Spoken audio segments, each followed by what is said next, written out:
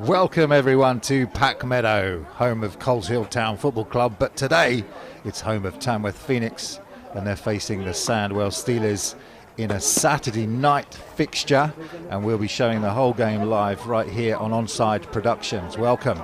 My name is Carl Walkinshaw and I'll be your commentator for tonight. It's great to have you with us. We'll be letting you know how you can get involved in the game a bit later on.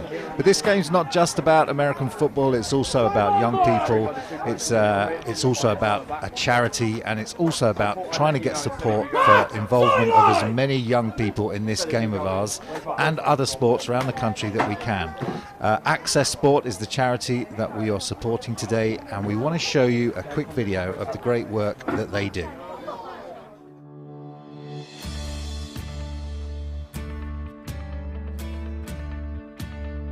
Flyers hockey started in 2011 when Access Sport launched our disability inclusion program to help clubs become more inclusive of disabled young people.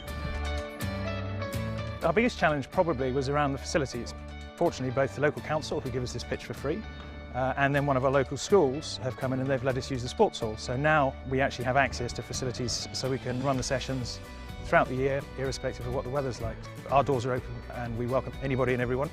We're constantly trying to expand our footprint. It's a constant effort to keep spreading the word, but the great thing is, just after 18 months, it's going from strength to strength and success to success, which is fantastic. Well, I got involved in Flyers right from the beginning, really. Got a son with Down syndrome. My main motivation in the first place to get Oliver an opportunity to get some exercise.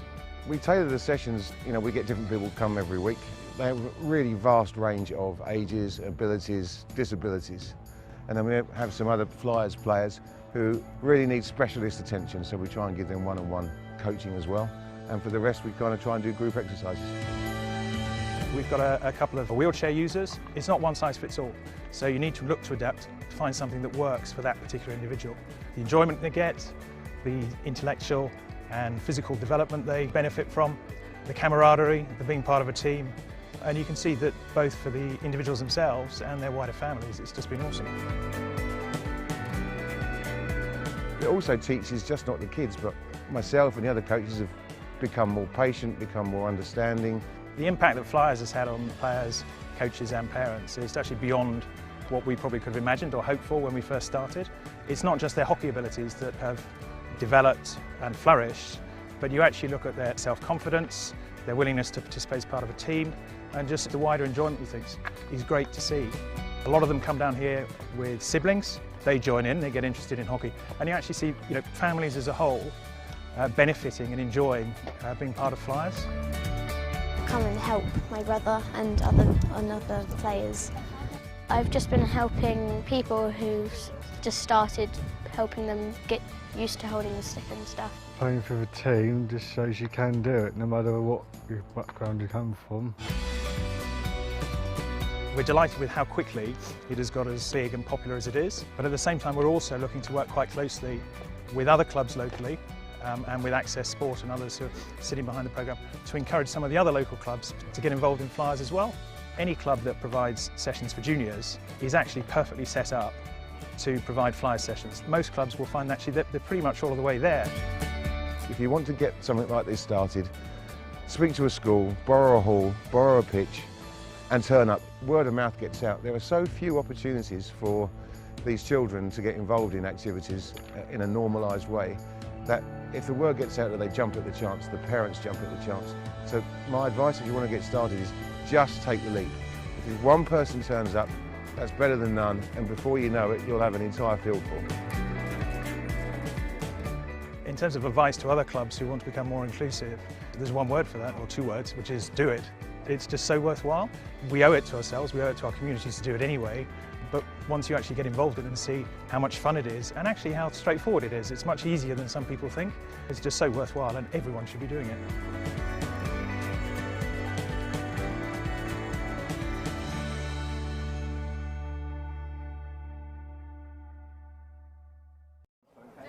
Access Sport is the charity that Dan Smith, who we lost over the COVID lockdown period, the Dan Smith Fund. If you want to donate, you can see in the top left-hand corner, you can text NIXDAN 5 to 0085 and make your donation. Try and make as much money as we can for Dan. Dan passionately believed in the effect of sport and young people, and that's what Access Sport is all about. So please donate if you can. All right, let's turn our attention to today's game. It's a Premiership game between these two teams, both of these teams in the Premier League. We look forward to a tough encounter. We spoke to both head coaches, and first we're going to bring you the interview with the Sandwell Steelers' new head coach, Stuart Andrew. I'm here with Stuart Andrew, an old friend of mine. It's good to see you, Stuart, and congratulations on your head coaching role with the Sandwell Steelers. Cheers, Carl. Thank you very much, mate. How has the Steelers off-season been? Obviously, we had 2019 as the last time you took the field, same as everyone else, had this long break. But Sandwell Steelers, they're a very different team now, aren't they, than they were back in 2019? Yeah, massively. Obviously, we lost the bowl game, which wasn't ideal going into the off-season. But we gained promotion to the Premiership. And that's all we were focused on up until COVID hit us in sort of February, March. And then it was all sort of breaks on, no one going anywhere. And then how can we look after our players, first of all? Not football related, how can we look after them? So the club bought a Zoom license, and we were on Zoom at least once a week to different positional units, keeping them engaged, trying to keep them sort of bought into the club and what we do. And then obviously we lost the entire 2020 season. And here we are now, 2021, making the best of a bad situation, trying to get a team on the field to compete in this division that we've been given. And it's not just about the difficulties that everyone's facing as well, isn't it? Sandwell Steelers, you've gone through a change in head coach. You've only recently become head coach. Tell us about that transition. Yeah, last 10 days have been a bit manic, to be really honest with you. I actually had no intentions of coaching at the beginning of the season. I've been the ops director for the last 3-4 years. And that's where my sort of allegiances lied this year. We fell short of a DB coach, so I picked that up at the beginning of the season. And then Indy stepped into the DC role. And he's done a phenomenal job there leading this defence. And then 10 days ago, the head coach stepped away for personal reasons. And there was a committee meeting that evening. And it was decided that I'd step up to be the interim head coach for the rest of the year.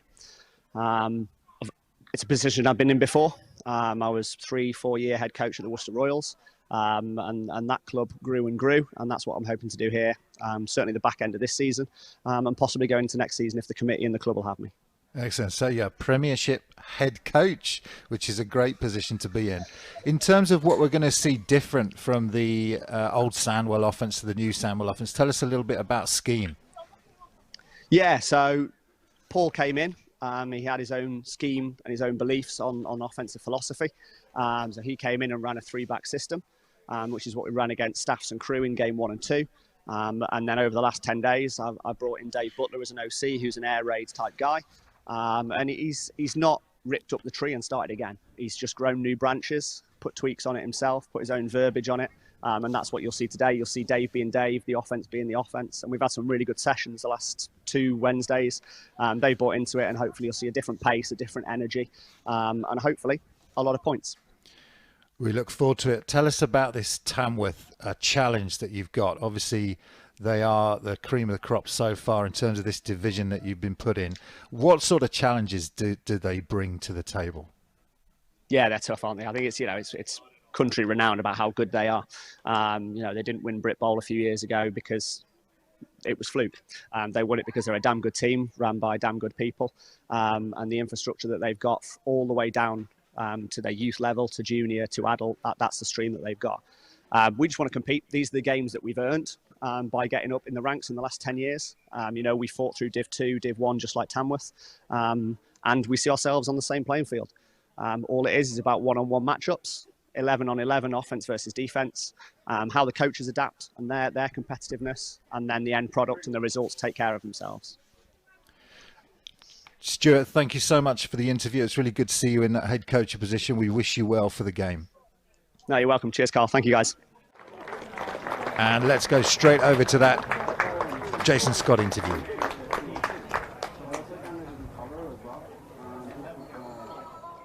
I'm here with the head coach of Tamworth Phoenix, Jason Scott. Jason, it's great to have you with us. Hey, Carl, it's great to be here.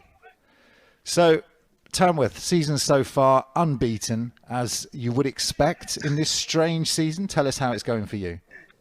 Yeah, unbeaten 1-0. I mean, unfortunately, we've not played as many games as we'd like so far, and it is a strange season. I think we're just treating this whole campaign as almost like a pre-season for next year, just to get our house in order and to make sure that we are in a really good footing for 2021-22 season. So, practice has been really good. Really strong turnouts for midweeks. We're getting 40, 50 guys down on the regular. And as with anything, it's trying to find linemen, trying to get guys off the COVID list. I think we're missing 5 guys today.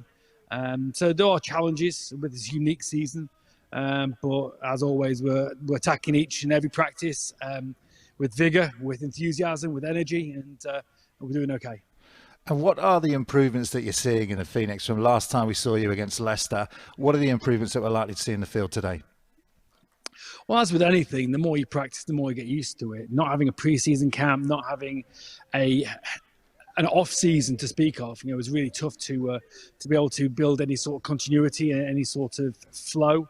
I think the more we practice, the more we're getting used to it. We've introduced a lot of new players into the team who are new to the scheme, new to the philosophy of how we do things. And as with anything, these things take time. But the more we play, I think the more smooth things are going to be. And our coverage is going to get tighter and our stunts are getting smoother.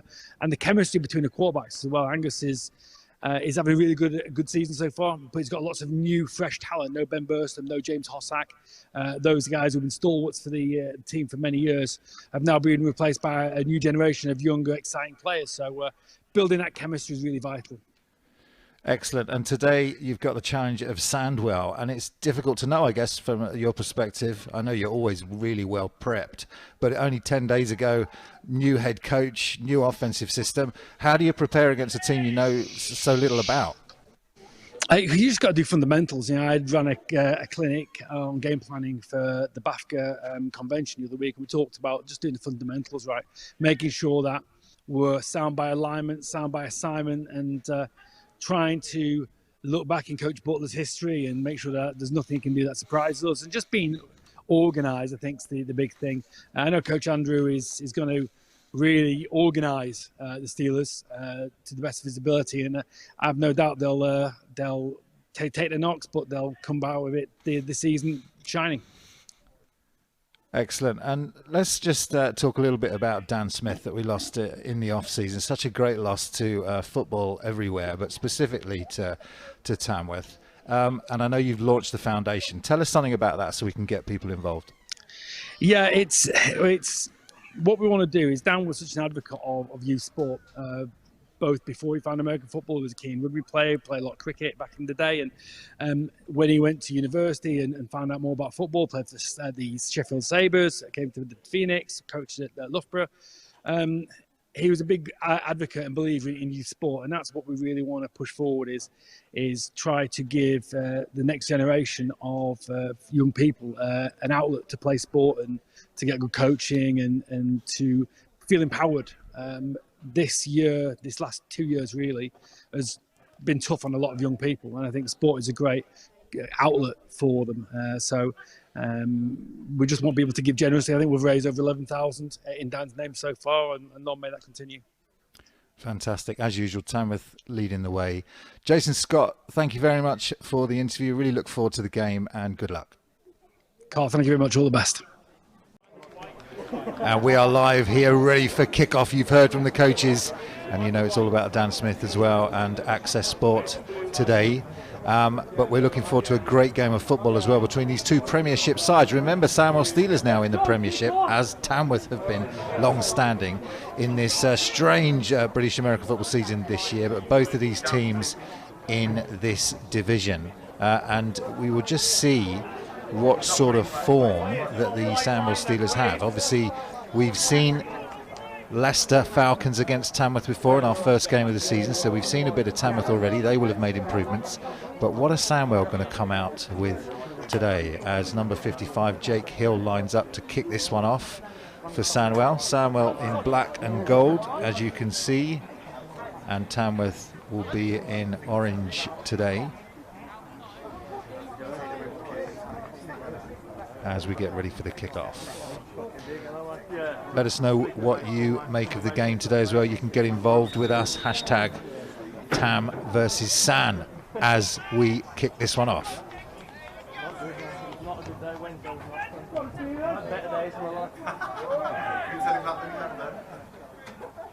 And here we go. Jake Hill with a line drive kick, which is going to end up being brought out by Will Hobbs, who's already at the halfway line and is being dragged down by number 27, who is Nathan Bailey. So Will Hobbs, number 30 for Tamworth, making his mark early in this one. Fast runner, Will, strong runner, and he's already made an impact on this one. So good starting field position for this Tamworth Phoenix team, already into Sandwell Steelers territory. And that is not how new head coach Stuart Andrew would have wanted to start this one. But let's see what this three-man defensive front can do against this Tamworth Phoenix offense. Angus Cook leading them out. Two receivers to your top as Sandwell send 5. It's a handoff to Elliot Walters, who is taken down behind the line of scrimmage. So a nice play there by Josh Humpage, who comes through from his linebacker position to drop Elliot Walters for a loss on that first play. Looks like they were trying to pull some linemen and get Elliot Walters into the game, but nothing happening on that one. So Angus Cook now with a 2nd and 13. Same formation. Elliot Walters to his right-hand side. Motion from number 6, and it's that end-around play we saw against Leicester. This time he finds a gap and bursts through that line for a good pick-up and a first down. So that's a pick-up of 15 or so. And that's a nice play from Ampong, Jeffrey Adusi Ampong.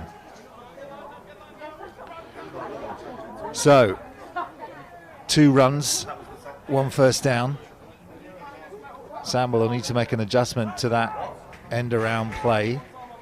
This time a tight end in for Tamworth. 2 receivers to the top, Elliot Walters to Angus Cook's right-hand side. This time motion to the left, and it is a handoff. No, it's a play action, and it's just dropped in and out of the hands of the receiver, number 10 there, who is not on our roster currently, but we'll get you a name as we move through this game. So they get some success with the run, and they go to that play action pass, but unsuccessful. Illegal formation, 5 men in the backfield, offense. It's a 5-yard penalty. We'll replay the down. So that's going to bring up 2nd and 15, that illegal formation penalty. 1st and 15 for Tamworth.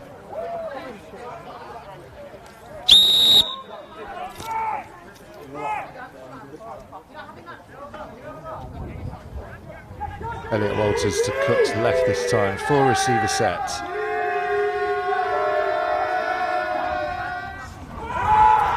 Balls Here away, comes the guys! blitz.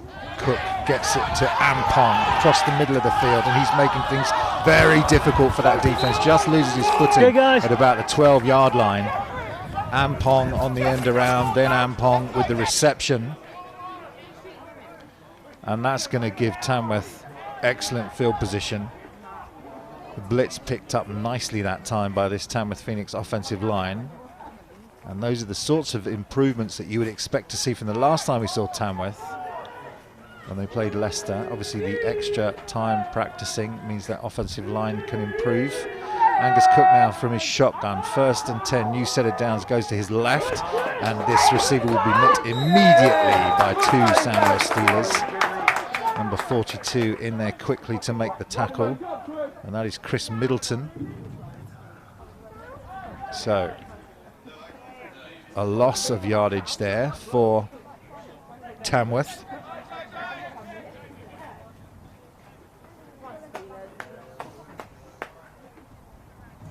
Still in that dangerous red zone.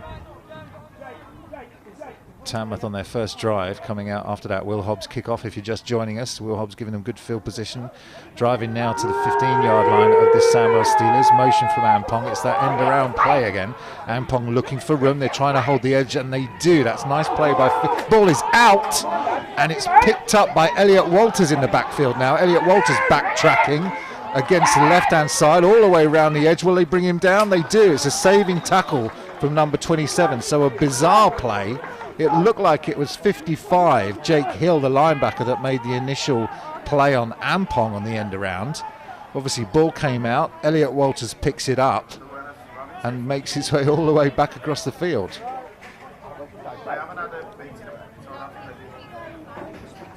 So initially it was well defended by Sandwell Steelers, but the luck of that bounce when the ball came out meant that Elliot Walters could just pick it up and go with it, which gives Tamworth excellent field position here as they try and get into the end zone for the first time.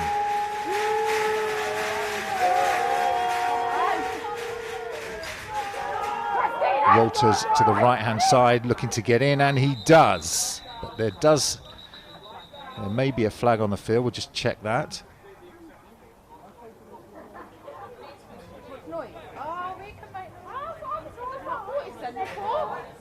Illegal formation, 5 men in the backfield, offence. It's a 5-yard penalty, remains third down.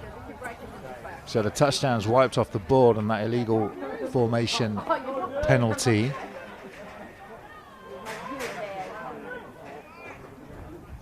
Tamworth still very close to this one, still going to be third down. They can get a first down without scoring here, but this Sandwell Steelers defense has got a challenge on their hands, and I think they're realizing that here as Tamworth line up to see whether they can get in from this position on the field.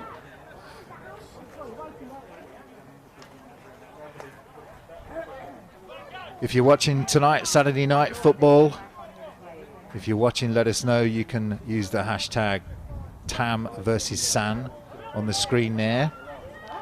So, third down from about the 10-yard line now. Tamworth can get to the 5 and get a first down without the touchdown.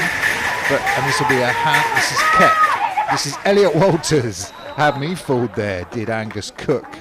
But it's Elliot Walters with the carry. Let's see how close he is. I think they're going to call that a fourth down, so not enough for the first by the looks of things.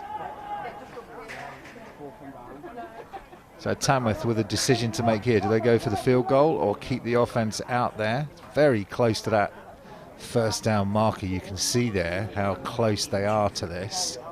So you would expect that they will go for this, which they do. Steelers line up with 3 down linemen and a linebacker on the line of scrimmage. Cook on 4th down on the opening drive of this one. Motion this time, but the whistle's blown. So twice Phoenix have been caught out with this illegal formation penalty. Let's see what this one is. Prior to the snap, timeout, Tamworth, their first charge timeout of the half. So Jason Scott calling the timeout to work out exactly what he wants to do on this one. Maybe he saw something he didn't like. You can get involved in the game tonight using the hashtag Tam versus San. Let us know if you're watching or where you're watching from. We'll be bringing you some of the scores from last week in terms of the games that were played. This division that we are in currently is currently led by Sandwell Steelers, who have played 2 games so far. Tamworth just with the 1 win against Leicester as they trot back out onto the field.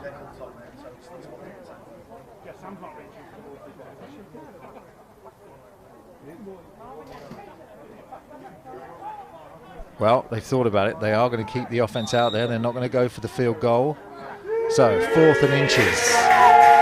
Angus Cook, that tall number 3, starting quarterback for Tamworth now, calling out the signals. Trying to get this defense to move, but they're not shifting. It's Walters, right-hand side. Looks like he has the first down. Looks like he got enough for the first, but not for the touchdown. But Tamworth edging ever closer. So they go for it 4th down on that outside zones kind of running play. And they get what they needed.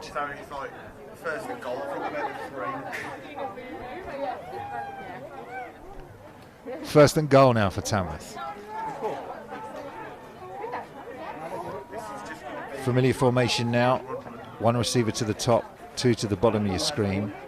Angus Cook to the left as the Sandwell Steelers crowding that line of scrimmage. Here they come on the blitz. Cook gets rid of it, incomplete. So the pressure that time coming from Sandwell defense, and they put enough pressure on Angus Cook to have to get rid of that one early.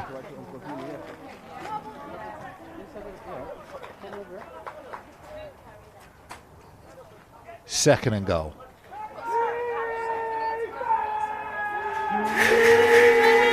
Tight end in this time, to the left, two receivers to the bottom. They give it to Walters' left-hand side. Sandwell with some good defending there, but Elliot Walters does do enough to get into the end zone. So despite the tackle, Elliot Walters using that body of his, small as it is strong, and he pushes his way across that goal line for the opening touchdown. So Tamworth taking the kickoff into the Sandwell Steelers half and then driving down the field using the legs of Ampong and Elliot Walters to take them in. And it's going to be Fulford who comes on to kick this one for Tamworth on the extra point.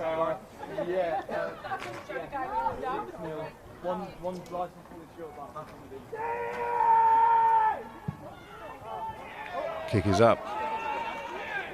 And it's good. So Tamworth with a good start in this one, taking the score on their opening possession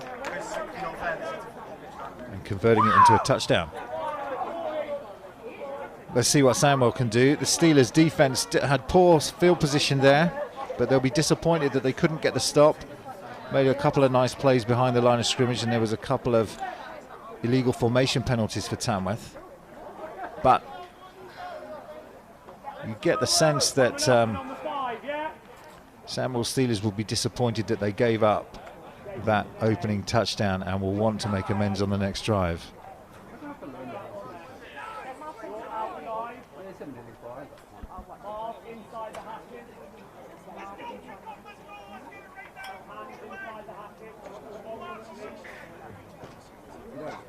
Keep those tweets coming in. Hashtag Tam versus San. Love to know what you think of the game so far, where you're watching from, who you're supporting tonight. As we get ready for the kickoff after that Tamworth score, it's a high kick. And it's going to be picked up at the 10. And makes good progress out to about the 25 before the Tamworth team converge there to take that kick returner down. That's Aston Young on the return for the Steelers. So they're going to start their next possession at about the 28-yard line. To donate today to Access Sport, which is the Dan Smith Fund. Access Sport, a charity that works with young people in a range of different sports that was close to Dan Smith's heart. You can text NIXDAN 5 to 70085 to donate £5. Text costs £5 plus your standard network rate, all for a good cause. So, Sandwell on the field for the first time. Pistol formation, trips to the bottom of your screen. This offense, first play, and the blitz comes right up the middle and takes the quarterback down. No chance for Alex McKenzie Grist on that one. Tamworth setting out their stall immediately and saying, all right, well, we know you've got this new offense. Let's see what you can do against our defensive line. And they come straight with the heavy pressure. So that's going to put the Sandwell Steelers offense in a hole to start this second down.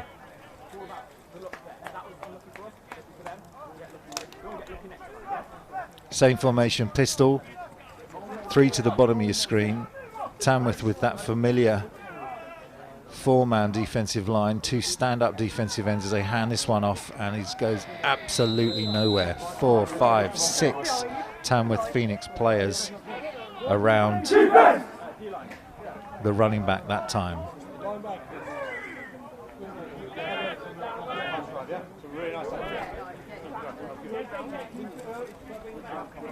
So it's third and a long, must be 20 yards now. From that opening kickoff, they've been pushed back a long way, have the Sandwell Steelers, on those 2 plays. So let's see what they will do here.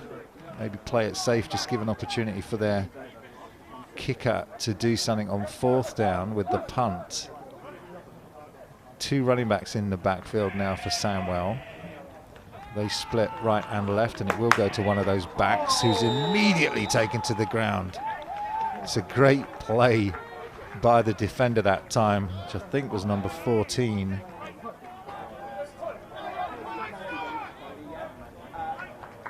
So the running back catches it, but immediately taken to ground, and it means it's 4th down and about 20, 25.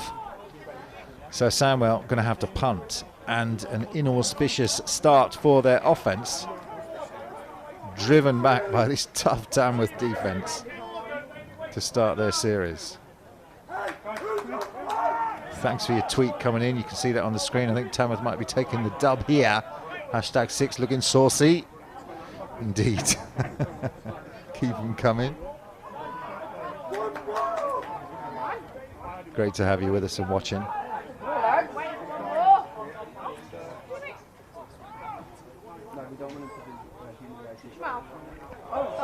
Snap's gone over the punter's head, and he just has to kick it into the back of the end zone.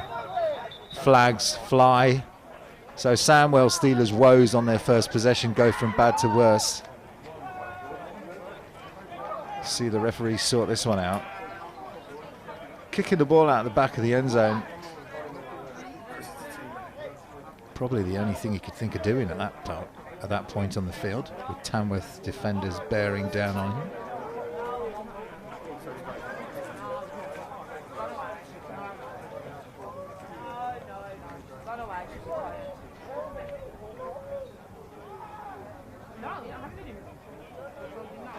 Let's hear from our referee.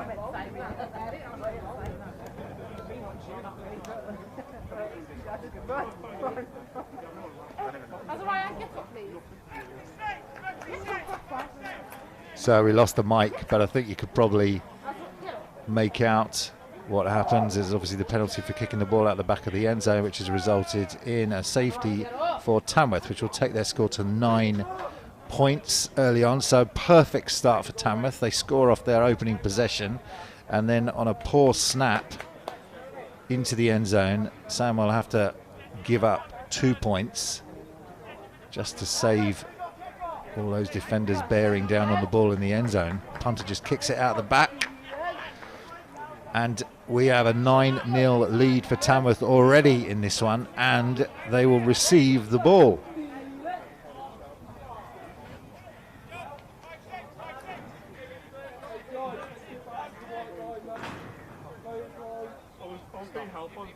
So Tamworth so far looking all about business in this one. Keep those tweets coming in and we'll give you a shout out.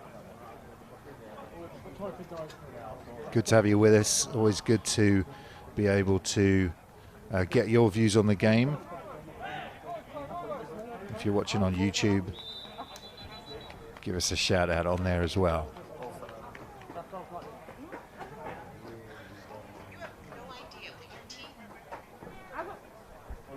This game today is for the Dan Smith Fund, and we are supporting Access Sport. So if you're just joining us and you have the funds, do think about making a donation as we get the kickoff underway now. Tamworth again receiving, and it's that danger man again. Will Hobbs picking his way, patient, stealthy, strong up the middle, still on his feet now, breaks to his right hand side, looking to pick up extra yards. And they've got him, but are they able to get him down as he's still on his feet and driving his Will Hobbs all the way to the Sandwell 18-yard line. So patient running from Will, but also explosive when he needed to be. And he's putting on a real show for us here in terms of the kick returns. Will Hobbs also plays safety. There is a flag down. Let's see what that is. Holding. Return team number 25. It's a 10-yard penalty from the spot of the foul. First down. So there was a hold, all those blockers out there in front of Will Hobbs. Somebody got somebody's shirt, goes back 10 yards, still negates just 10 yards of what was an excellent return. Still gives this Tamworth Phoenix great field position off that kick-off. Now that kick after the safety, obviously they have to kick from the 20-yard line. So again, what can the Sandwell Steelers defense do here to change the momentum in this first quarter? Difficult, because Tamworth currently firing on all cylinders. The offense looked good. The defense looked strong. And you've also got special teams making plays. So Sandwell need to come up with something on this one before this gets out of hand. Showing blitz to the Steelers. They have 6 on the line. It's a handoff. And it's a nice tackle by 56. He's Nathan Duncan. But it's good yards on first down for that runner, who is Deji Ali for the Tamworth Phoenix. Such a great pair of running backs, Elliot Walters and Deji Ali, for this Tamworth side. Offensive line looking good as well. This time they have a tight end in on the right-hand side, and it is another handoff to Deji Ali, going right, straight up the middle this time, barrels his way for a first down.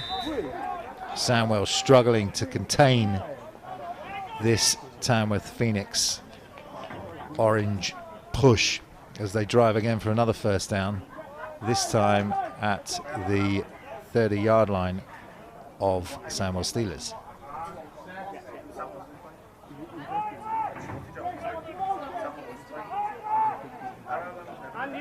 Andy and Chris, eyes up! This time it's the end around play again. Up comes the corner to get the force. Still struggling to get him down, but they do. So that's a nice play in the end, with Nathan Bailey coming up from his defensive back position to force that play back inside, which is exactly what you want to do against those jet sweeps or end arounds, depending on what you call them. And so he only picks up a couple on that one. Well, actually no yards gained on that one, so it's second down. 2 receivers to the bottom, 1 to the top. Deji Ali moves over to the right-hand side this time. And the snap's gone in and out of Angus Cook's hands. He manages to recover it, but you just wonder what happened there. Angus Cook normally sure-handed, but just a mistake there on the shotgun, and that's given Sandwell a bit of a break. Now, can they now use this to gain some of their own momentum on this third down? They need a stop here if they're going to maintain contact with this Tamworth team. We'll see what they can do here on third down. 4 on the line, threatening 5. Thinking about the blitz, Angus Cook pointing it out. They send 6, but Cook's got plenty of time and finds a wide open receiver who's streaking down that sideline now and is bundled out of bounds at about the 5-yard line. So that is Finley Old in the tight end position, who makes a great play on that one. And the Sandwell Steelers, despite sending 6, it was really well picked up by this Tamworth offensive line. And then Finley Old just driving his way down that right-hand sideline. He's lined up again, that tight end position, to the Tamworth Phoenix right-hand side. So again, now Sandwell Steelers backed up in their own end zone, trying to defend. Angus Cook this time will just go high to Deji Ali. Deji nearly making a spectacular one-handed catch there as he shows off his soccer skills.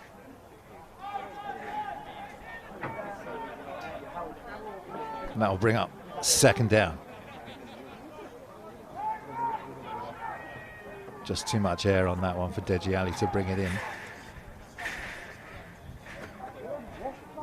Second and goal from about the 3. This time it's a handoff to Dejiali going right-hand side. Drives his way through a couple of Sandwell tacklers and into the end zone for Tamworth's second score. So we've had a score from both Tamworth running backs now. Elliot Walters with his, and now Dejiali with his 6 points. And that takes the score Tamworth 15, Sandwell 0. Just a nice play on the right hand side that time for Dejiali. Good blocking in front of him, just using that strength to keep his legs driving into the end zone.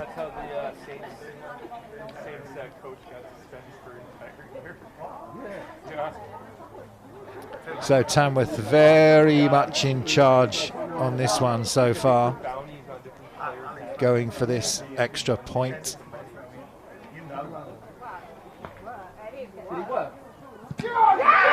And that one is blocked. So Sandwell Steelers with a glimmer of hope in this one. Maybe they can use that to get some momentum in this game. Number 42 at that time, Chris Middleton, had called his name once before, coming through the middle of that line. Kieran watching, says up the Steelers. I think that's support for the Steelers, up the Steelers. Keep those tweets coming in.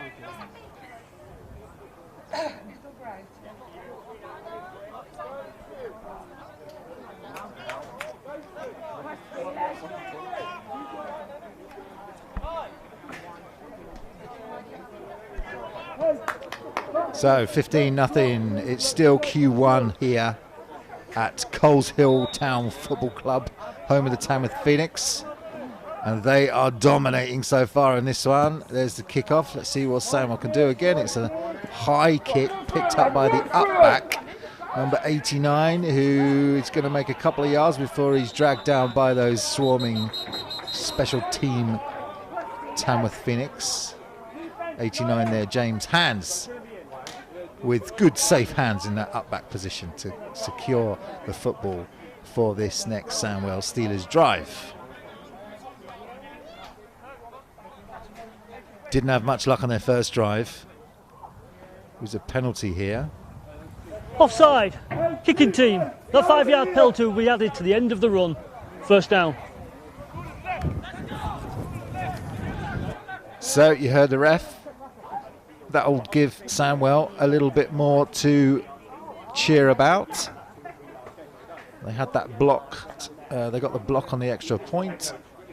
And now the 5-yard penalty, so it gives them pretty decent field position to start their second possession. They will want to avoid the mistakes they made on the first one, shore up that offensive line and ensure that these snaps come in as they go with 2 running backs in the backfield to start this one.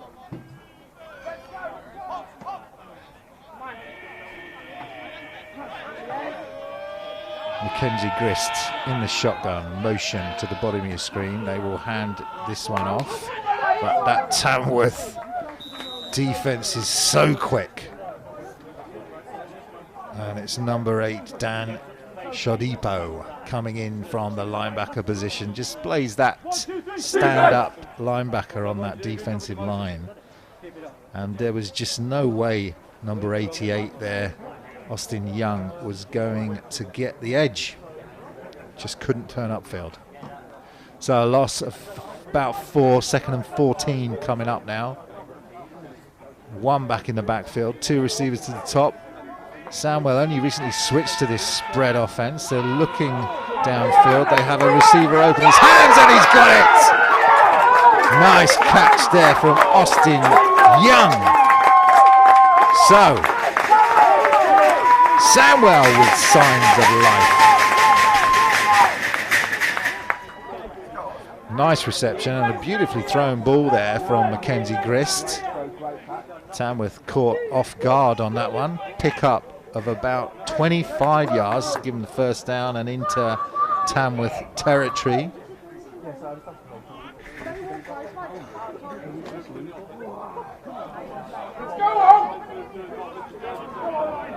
First down. Tamworth, Sandwell rather, take the snap. Grist, oh, it's in and out of the hands.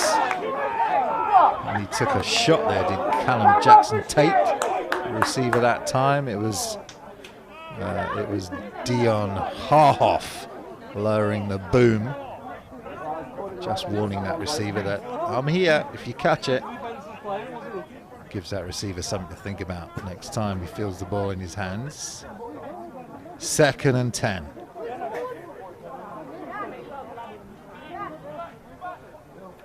Two running backs in the backfield. Mackenzie Grist takes the snap, hands it off.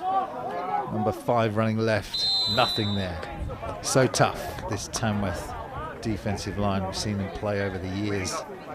Jason Scott, obviously the head coach, but also has a keen eye for defense. He's a defensive oriented coach, and his defenses are always well prepared. Nevertheless, picked up a couple. It's 3rd and 8. Had that nice throw to Austin Young earlier. What can Mackenzie Grist do here from shotgun? Blitz from Tamworth. They're on him straight away. It's up in the air, and 49 with the interception. And so they bring backside pressure to Tamworth, and they get to Grist just as he releases that ball. And that's Nelson Charles Nwofo, who manages to pick that one off from his linebacker position. Fell beautifully into his hands. I'll have that. Thank you very much. So, signs of life from Sandwell, but on 3rd down, Tamworth Phoenix coming up with a massive defensive play to shut down those Sandwell dreams of a touchdown and maintaining their dominance in this first quarter. So they've had a safety already. Now they get an interception, and they will take over with their own 1st and 10 at about the 37. Angus Cook still in, still Q1. Hands this one off to number 34, who makes a great play on 1st down. So this is the 3rd running back that we've seen from Tamworth, and that is Wellington Tafriji, who joins the play, and a beautiful play off that right-hand side, just bringing that tight end in. Lots of bodies to the ball, and they're creating gaps in this Sandwell Steelers defense, and they've been doing it throughout this first quarter.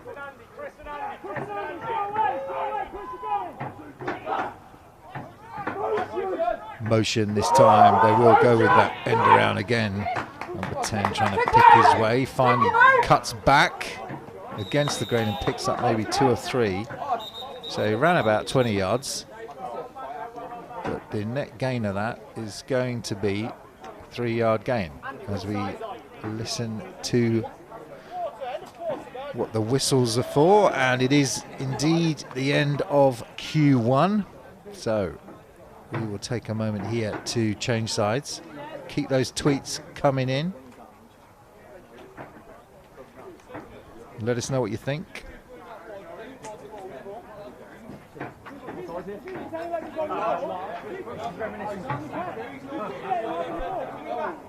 Russell Keeley tweeting in saying this could get ugly quickly.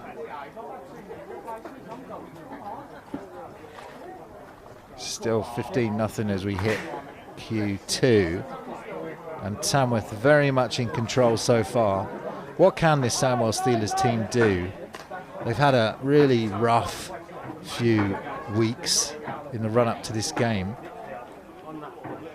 Only 10 days ago they get a new coach, head coach, in Stuart Andrew, and the first game with that new head coach is against the runners-up of the National Championship, Tamworth Phoenix. What can they do here? This is Tamworth on 2nd down. Cook finds a wide open receiver again. So tough to bring down, these Tamworth Phoenix, fighting for every yard. That is James Sorelli, number 84, with the reception that time. Angus Cook with plenty of time in the pocket. This offensive line doing a good job. Joachim Rosinski tweeting in offering his support for the Steelers. Come on, the Steelers, he says. And they do need all the help they can get right now against this Tamworth Phoenix offense. Tight end in this time to the right-hand side. Running back splits right. Cook will go across the middle, and that is caught, and that is a touchdown. And that is Fulford with the reception. So they can do it on the ground, they can do it through the air, and they're making it look ever so easy, this Tamworth Phoenix side. Angus Cook with plenty of time, no pressure from this Sandwell Steelers defense so far, and the Tamworth Phoenix offense are just having their way with them.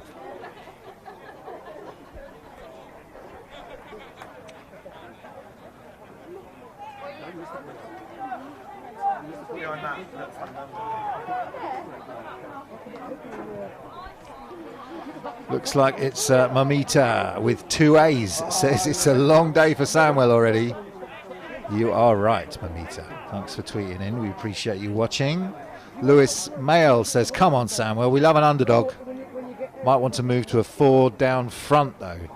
So keep that coaching advice coming in. We love to see that as Tamworth muff the snap, but it's in Elliot Walters' hand. It's a nice chase down in the end from Gareth Thomas, who chases down the quick feet of Elliot Walters, who is the holder. Obviously, that was a poor snap and hold on that one. So it remains 21-0. Obviously, there was that safety that Sandwell had to give up on that poor punt, which is why it looks like Tamworth hit those 2 extra points. They didn't actually, they missed them both. But it's 21-0 to Tamworth off the back of 3 touchdowns and a safety.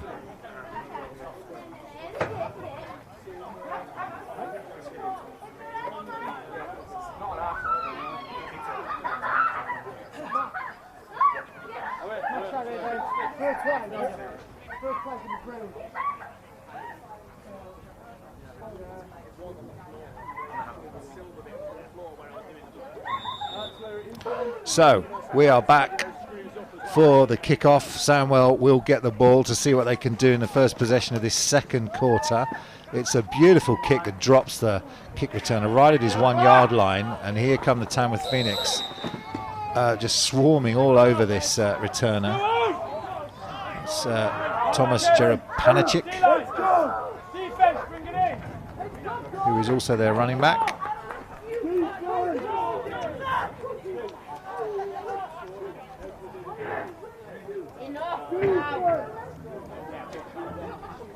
Remember, we're playing today for the Dan Smith Fund. This is a charity game.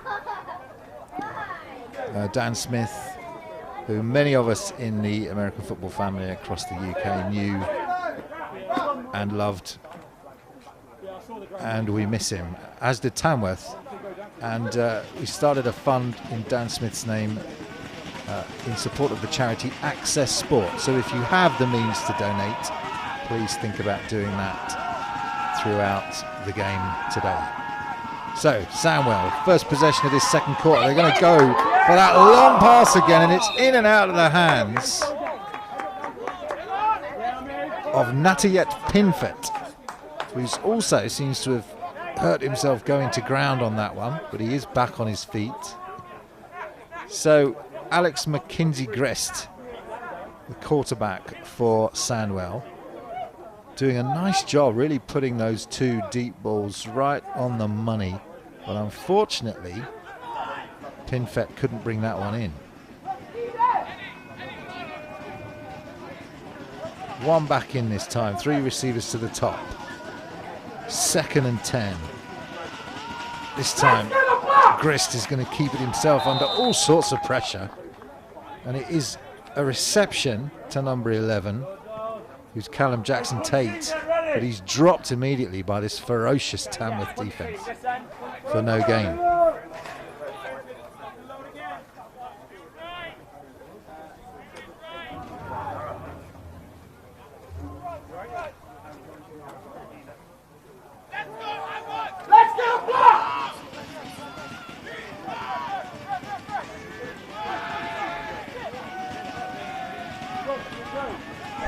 Third and 10. Grist calling out the signals. Tamworth threatening left-hand side that blitz, but they don't. They drop off. And Grist goes deep again, and this time there's nobody there. No one home on that one. He's been accurate so far, but that one was just a cry for help. It's 4th down. They will be concerned, Will Sandwell coming on, that they want to get this punt off cleanly after that first snap went soaring over the top of the punter's head, the kicker's head rather, straight into the end zone. They're in a very similar position.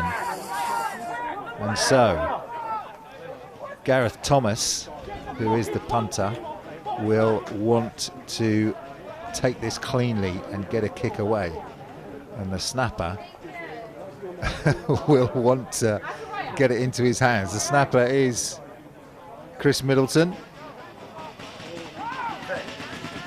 who's played his linebacker position well as they get into position. It's a high snap, but the punter does have it and does get it away, and it's a good kick. It's high and it's long. Takes a neutral bounce and then a Sandwell bounce. And number 6 picks it up. God, Jeffrey Ampong there with a little bit shaky on that decision. Didn't need to put his team at risk, but all's well that ends well on that one for Tamworth. But it's a good kick. Let's see what the penalty's for.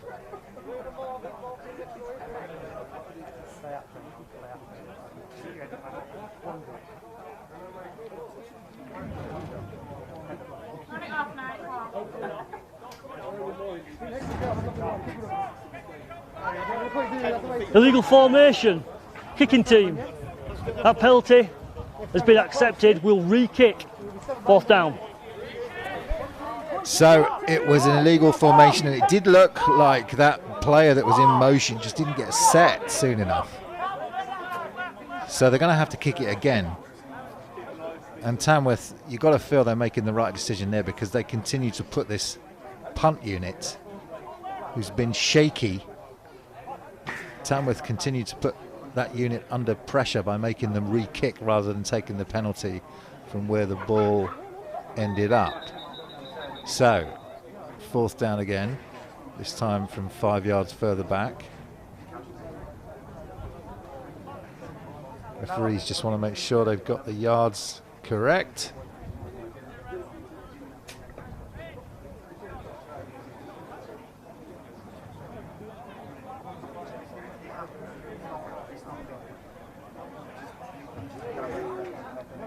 Thanks for joining us this evening on this Saturday night.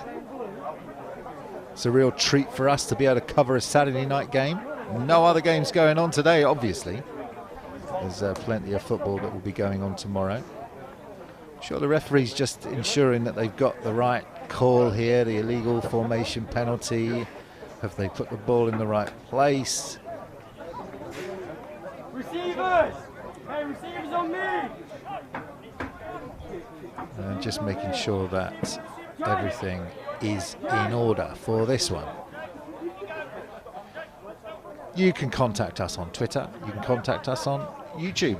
Put your comments in the chat.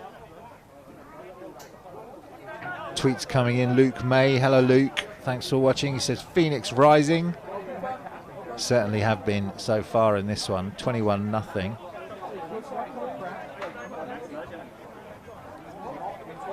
Now, it looks like Tamworth maybe have changed their decision. I'm not After quite discussion, sure. there was no foul on the play. The formation was legal. The play will commence from the end of the previous kick. 1st down. Well, there you go. There was no penalty. I've seen that before, that takes that long to get that decision made. Well, I guess the referees doing their best to keep the quality of the calls high. And it's a massive difference, that penalty, because it was a good kick by this Steelers side, and if they'd had to punt again, it would have put them under that pressure of having to get that punt off. And their snaps so far have not been great, although that second snap, whilst a bit high, did get to the punter. All right, so Tamworth back on the field. midway through this second quarter. Motion to the bottom of your screen, but they will give it to number 34, who finds a big hole. Barrels his way for another first down. Wellington to Frigi. But these running backs for Tamworth Phoenix, both Deji Ali and Elliot Walters, both have touchdowns to their name. I guess a Frigi wants one himself.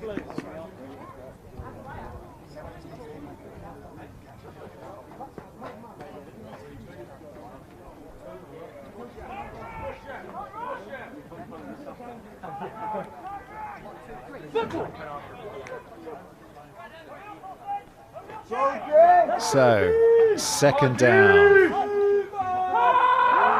Tamworth go to a Frigi, this time on a flare pass to the right-hand side. It's a good open field tackle in the end from number 44, but acres of space for these Tamworth receivers. It's Sam Busher that comes up to make the tackle eventually. But it's another first down, and Tamworth with a Frigi running the ball, now throwing that little flare pass out there to the right-hand side, making yards at will.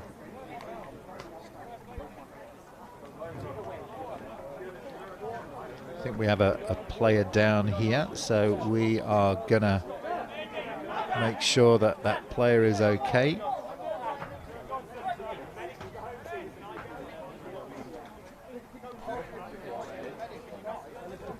Remember, this is a charity game.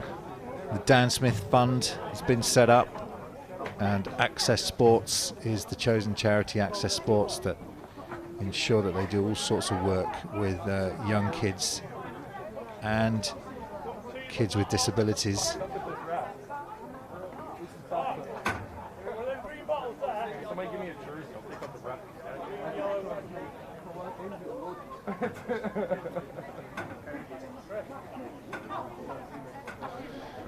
Okay, so while we sort this injury out, let's take a quick break, and we'll see you in a moment.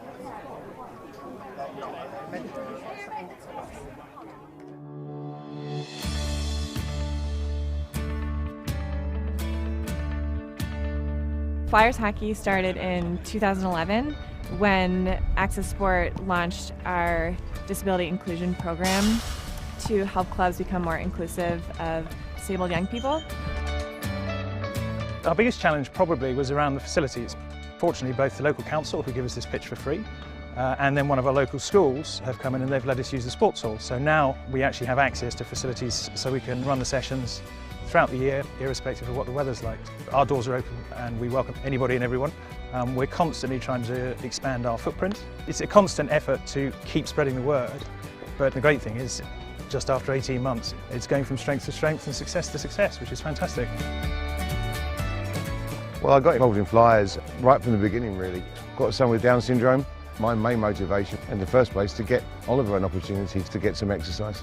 We tailor the sessions, we get different people come every week. They have a really vast range of ages, abilities, disabilities. And then we have some other Flyers players who really need specialist attention, so we try and give them one-on-one coaching as well. And for the rest, we kind of try and do group exercises. We've got a couple of wheelchair users. It's not one size fits all.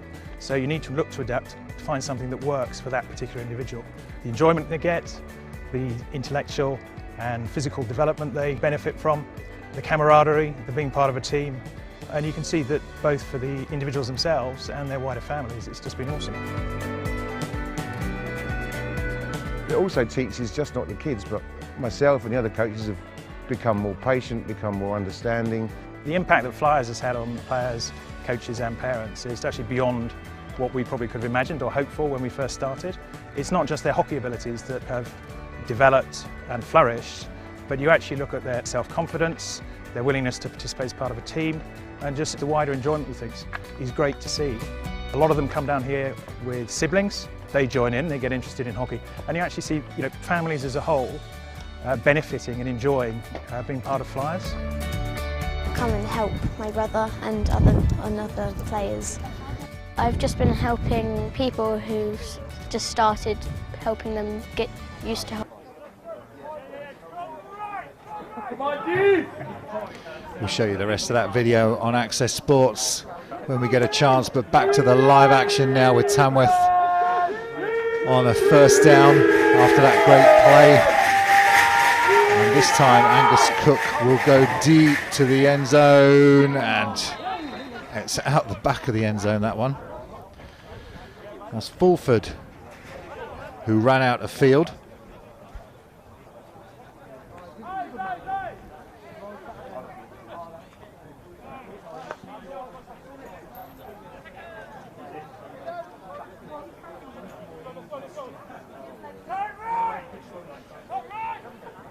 Second and 10 for Tamworth, looking for their 4th score in this half. Steelers threatening blitz. They bring 6, they do good pressure, but the running back squeezed away from 4 players, and now he has open grass in front of him, and that's a touchdown. What a fantastic play from Wellington to Frigi, because they were all over him in the backfield, and that is all on him.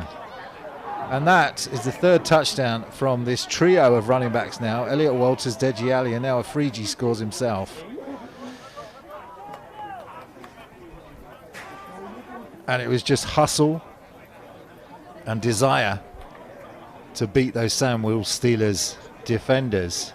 It was James Moylan, the defensive lineman, that came in initially to try and make the tackle on a Frigi. Couldn't bring him down himself. Other Steelers players arrived, but all in vain, as a Frigi broke through them all and scampered his way for 25 yards and a touchdown of his own.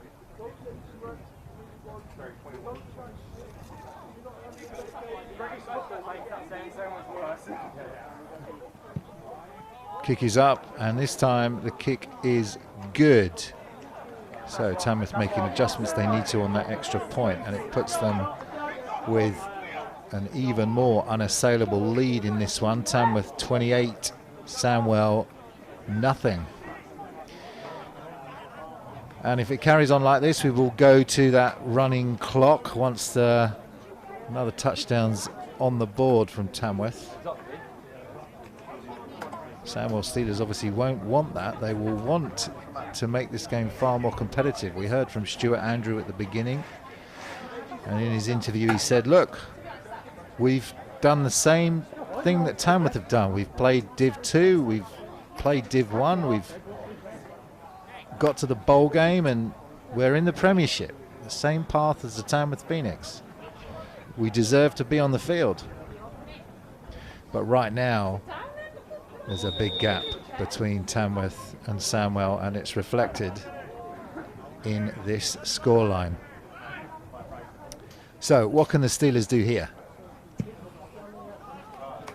High kick that will bounce at the 5 and go out of bounds, so that will be a penalty. And Sandwell will have a choice to make whether they take the ball at the 40-yard line or ask Tamworth to re-kick.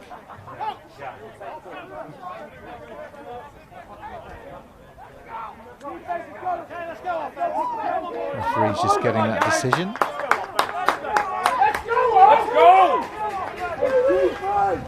Kick off out of bounds. Kicking team. The ball will be placed at the 30-yard line. First down. So ball will be placed at the 30-yard line, not the 40-yard line, as I said. Of course it's the 30-yard line. And the Sandwell Steelers will take over from there. Keep those tweets coming in. A lot of you asking for the play of Kyle Woodhouse. Akeem tweets in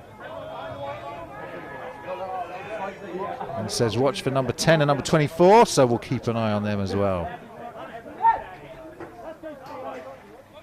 First and 10, motion to the bottom of your screen from the Steelers. They'll hand it off to running back Marvin Edwards.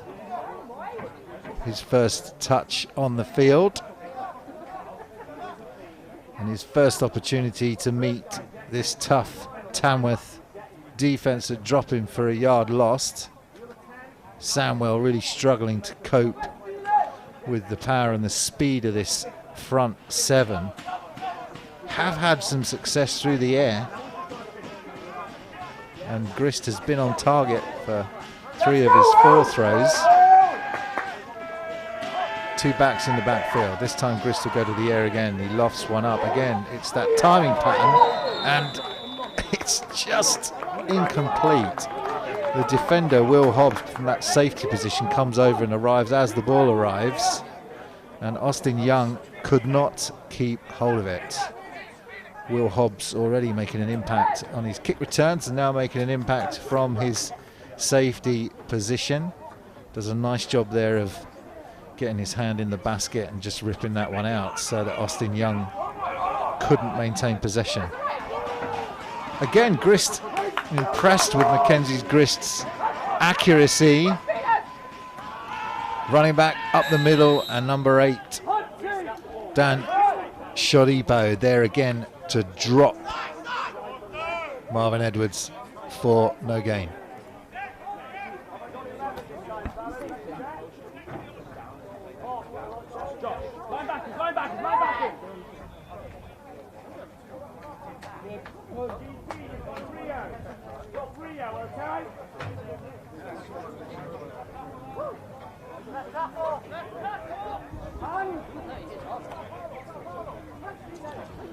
Fourth down, a familiar position for Sandwell Steelers.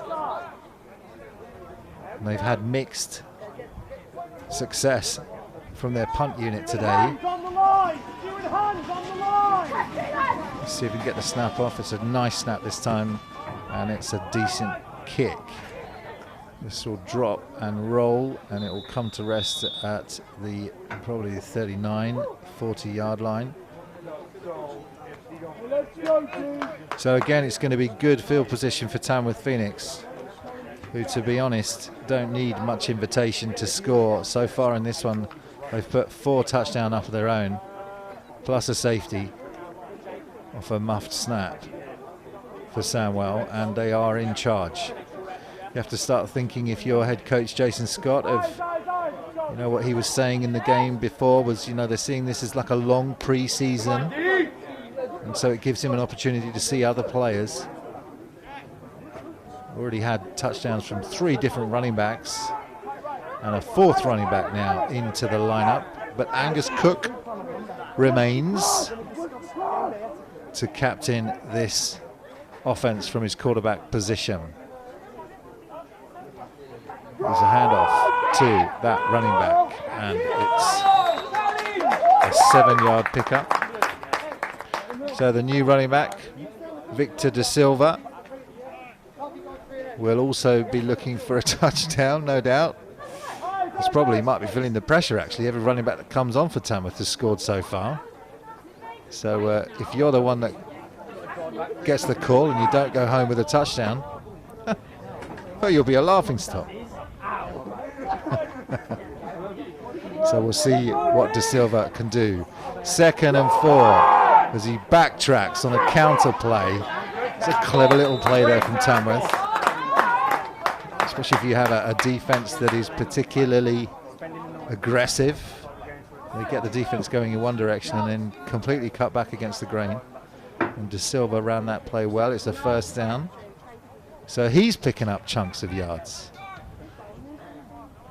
So you have to start saying, if you're Sandwell, we've got to change something. We've got to put something in the box to try and shut down this running attack.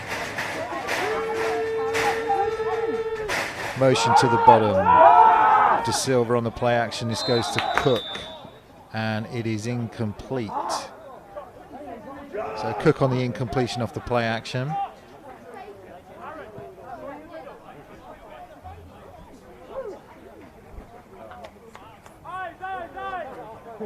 That'll bring up 2nd down.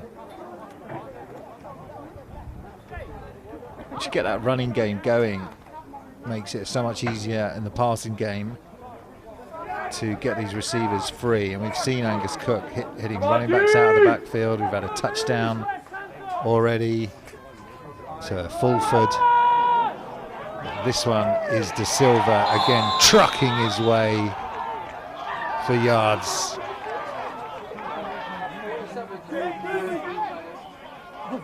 So we have another injury here.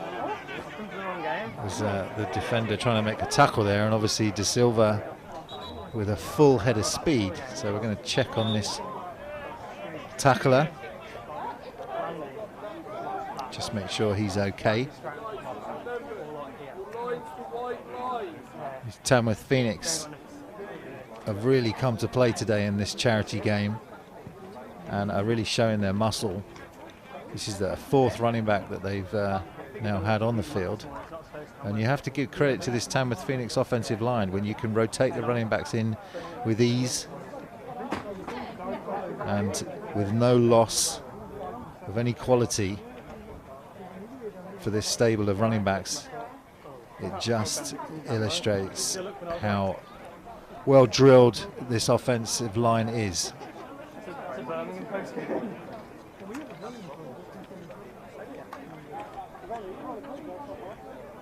Let us know where you're watching from tonight and how you think the Steelers can get back into this one. Lots of you commenting and offering support for the Steelers, and it is a tough old hole that they've got themselves in here. They're playing away. 10 days ago they got a new head coach in Stuart Andrew. Up to that point they were running a completely different offensive system. They were coming off 2 wins with the Steelers, so they've actually had they're actually top of the division.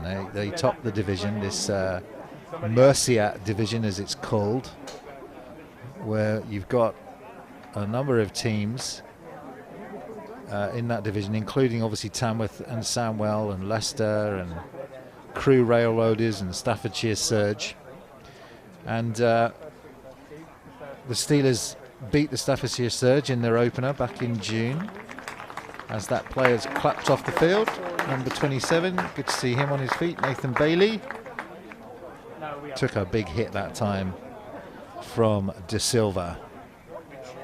So nice to see him walking back to the sideline. Yes, so Sandwell Steelers beat the Staffordshire Surge. Obviously Staffordshire a Div 2 side, so you would expect a Prem side to beat them, and then the score was 19-0. And then Sandwell came back in their second game and also won that one convincingly over the Crewe Railroaders, 44-0. Crewe having all sorts of problems with their season so far, and again there's a big gap between them. So after the injury then, 3rd and 1, handing off to De Silva, right hand side, ball is out and Tamworth are on it. So it was number 3, Gareth Thomas, that got his head on the football of De Silva, which you see so often. If you can get your head on the football in that way, it will pop out. But it was recovered by a Tamworth player. So all the breaks going to Tamworth at the moment. Sandwell with an opportunity for a turnover to shut down De Silva's attempt to get his own touchdown. But the ball bounces Tamworth's way again. This time, motion to the top of the screen. They will hand the ball off that way. It's De Silva again, breaking to his left, looking for yards. And this time it's a nice solid tackle from the first man that arrives. And that's Chris Middleton, who's also the snapper and has made a couple of nice plays. Stephen Marcus tweeting in, says he's watching from Los Angeles, and says Sandwell need to establish a running game so that the timing on the pass can be more effective. Yeah. Good advice there from Stephen, and that is effectively what the Phoenix have been doing. Is establishing this ground game, being really dominant. Let's see what they do here. 2nd down. De Silva has made the bulk of the yards on this drive, but this time they'll put it in Angus Cook's hands. Oh, and that's another let-off for this Tamworth offense. 56.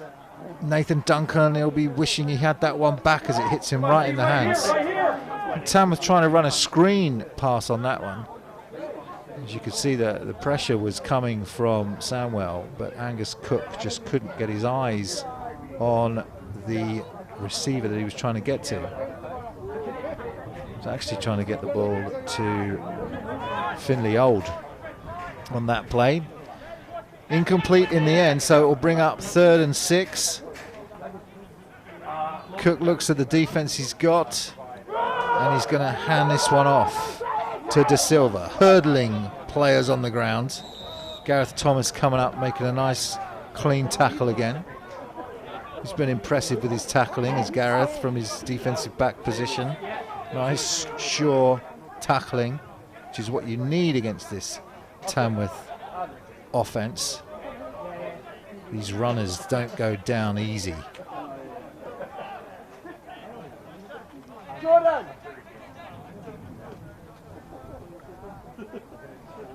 28-0, and Tamworth knocking on the door again.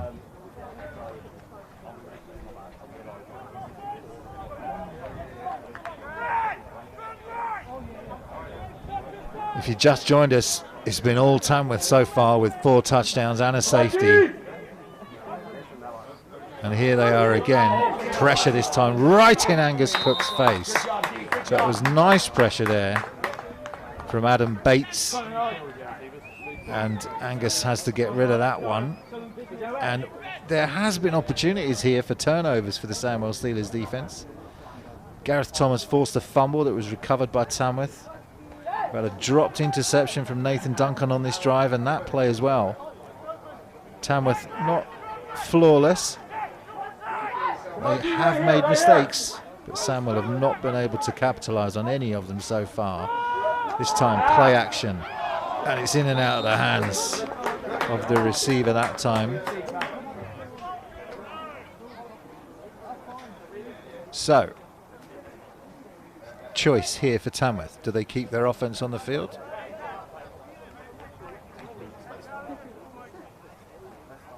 Or do they bring out their kicker?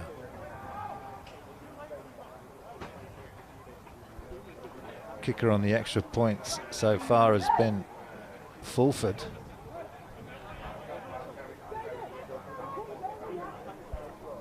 Come on, D, right here, right here. But they will keep Angus Cook. And De Silva lines up next to him. Tight end to the right-hand side this time. But they will go to the left with De Silva, who picks up a few yards on that one.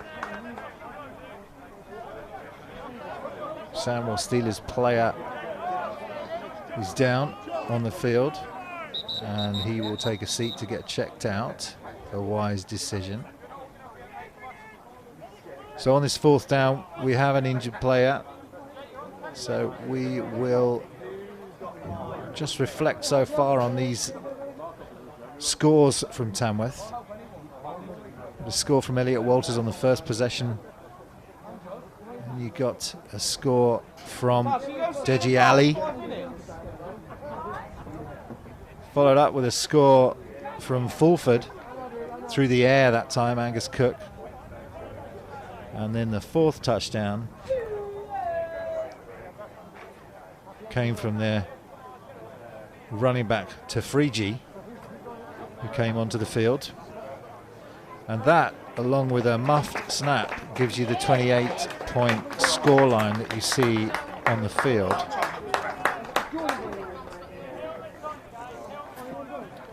And the Steelers just have had no answer. They've made some yards through the air, with some accurate passing from Grist, but they really don't have any kind of power in that running game so far. It's proving difficult for them as Tamworth line up for this 4th down, eager to get more points. Trips to the bottom of your screen. Angus Cook goes to his number 1 receiver, and he will score. So it's another score through the air. This time it is Finley Old with the score. And that'll take the point tally to 34 points. And it should start that running clock. A rule in British American football when a team is 34 points ahead, I believe. And if you know better, do tweet in and let me know. But I believe once you hit that 34-point threshold, the running clock will start.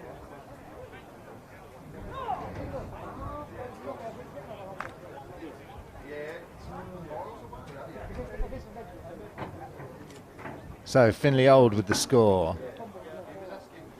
Fulford now comes on to see if he can kick this extra point. Elliot Walters is holding.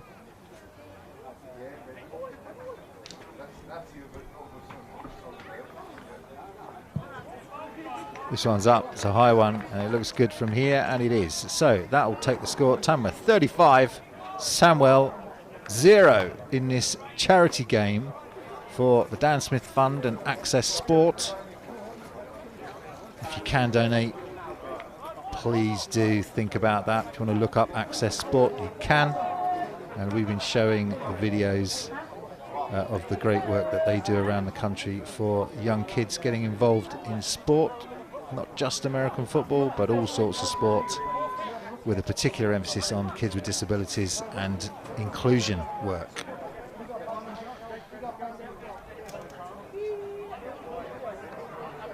And as Jason Scott was saying at the beginning of the game in his interview, lockdown for young people, not being able to get out and play the sport they would normally do, not having those social connections that they would normally have.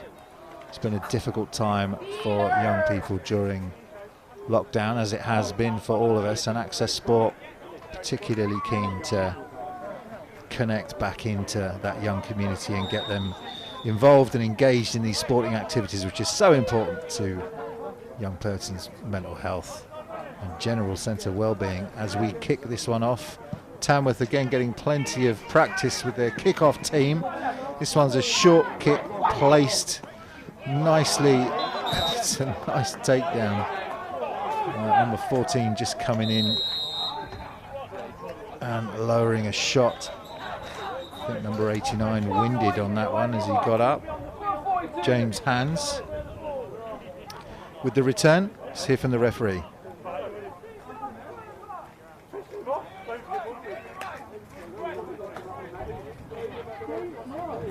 Flag on the play.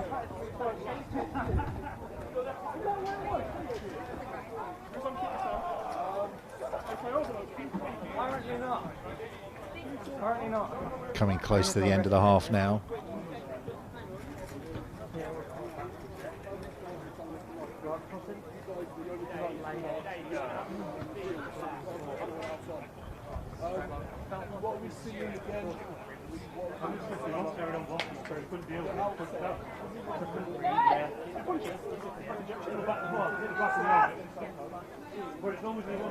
Just getting this play sorted out, giving the referees time to get the right decision. They have taken their time on a number of these calls just to get them right.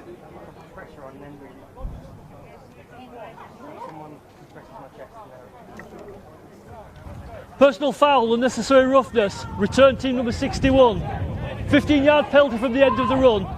First down.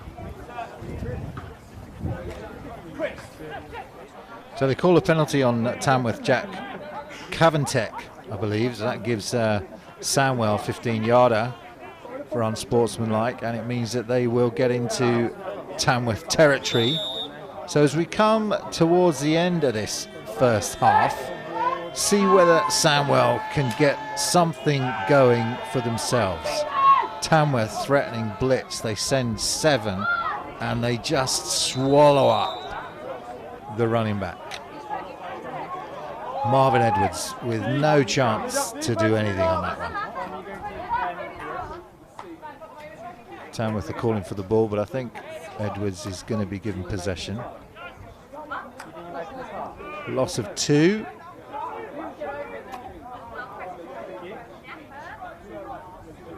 Sandwell have been impeccable on defence so far. Obviously have the clean sheet. Ben Middleton tweeting in saying all the Middletons across the UK are watching and supporting Chris. Come on Steelers, bring it back. And that's what we would love to see as well. We'd love to see Sandwell get a score in this one and show some signs of being able to compete with this tough Tamworth team as Grist goes back and lofts one of those balls up, and this time it's one too many as it's picked by the defender. Number 20 still on his feet and he's dragged down, a one-handed dragged down by his arm that time.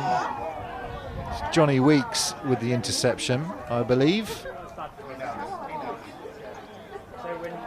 And it was just one too many, wasn't it, that time? It's the only play really that for Sandwell has been working, which has been that lofted up pass, a sort of timing streak pattern down the field. But that time Grist was off target. And that's the second interception for this Tamworth Phoenix side. And that one's to Johnny Weeks.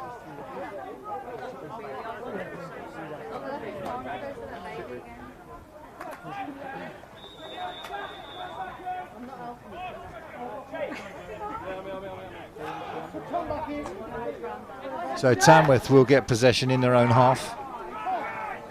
25-yard line going out.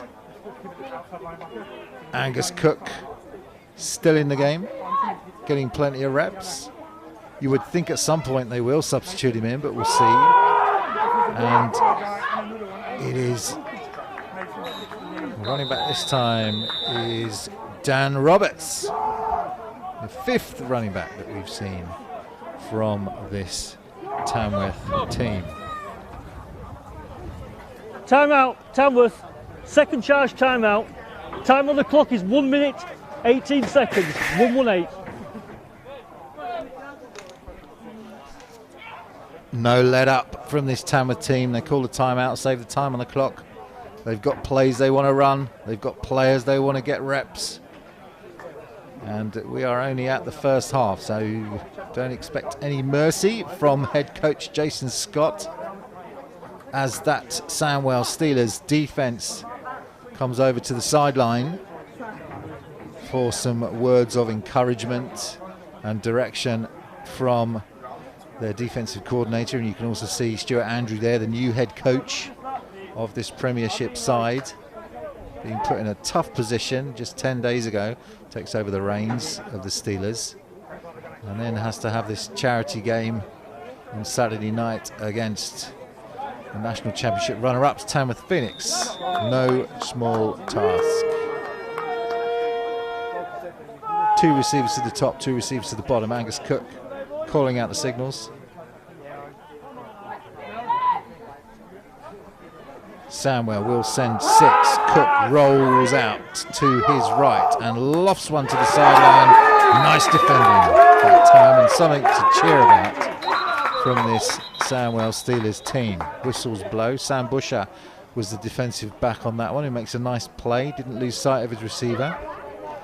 Angus Cook doing the smart thing, rolling out against that pressure. Timeout, Tamworth. Third and final timeout. 1:06 on the clock. So obviously with a running clock, Tamworth having to take the time out. Clock won't stop just because of the incomplete pass. So Tamworth still hungry for more. 3rd and 4 coming up. And you've got to ask yourself, with close to just a minute left now, what they will do on this 3rd down. They need a chunk of yards. They at least need a first down on this one. And you would expect them to have to pick up a chunk of yards as well. Come on, dude! Running back swap sides. 2 receivers bottoming the screen this time. And they will hand it off. And cutting back against the grain is this 5th running back for Tamworth, Dan Roberts, picking up yards. Tamworth trying to get set up. You can see Jason Scott all in white with that embossed shirt that he likes to wear with the Phoenix logo on it, on the sideline, hurrying his offense up. Cook rolling right, scrambles to his right, looking for the sideline, but he'll pick up more yards. Steps inside again. Angus Cook showing them he can run, still on his feet. Number 8 coming in from behind, tries to knock the ball out. No timeouts, Tamworth. So they want to get lined up and stop the clock. We have players down on the field, and Sandwell just look exhausted. This Tamworth offense has put a beating on this Steelers team. so far in this one. And Angus Cook there showing his determination, his strength, his power, his running ability. And this Tamworth team in this one really doing it all from every position.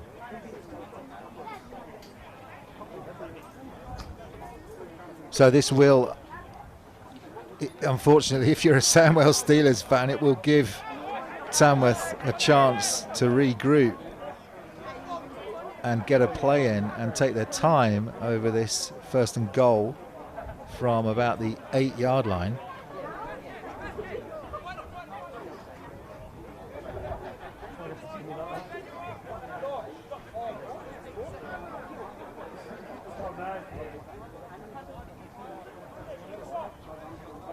Just waiting for the whistle to blow and for play to restart. We're right at the end of the first half. Tamworth with a huge lead, 5 touchdowns ahead currently, as Cook looks for more. He's having to take to his feet again, scrambling left, and they will bring him down. So a nice play by Sandwell on that one. It's number 42 that will be registered with a sack, Chris Middleton, who's played well so far. And that will bring us to the end of the half. So, despite the theatrics from Angus Cook towards the end of the half, they don't get in, and the score remains Tamworth 35, Sandwell nothing.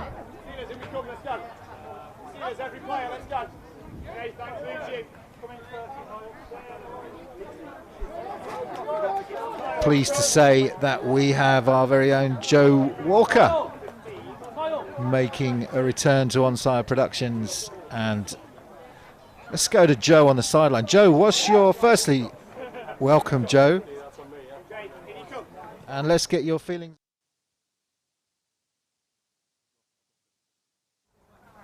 Well, we'll get Joe's mic sorted out. Keep those tweets coming in and let us know what you thought of this first half. Obviously a dominant Tamworth performance so far in this one. Not much for the Sandwell Steelers to cheer about, but they at least kept Tamworth out rather on that last ditch attempt to get Angus Cook into the end zone, which they didn't manage to do. So Sandwell, something to cheer about, a little bit of momentum going into the second half. You can see Stuart Andrew, the new head coach,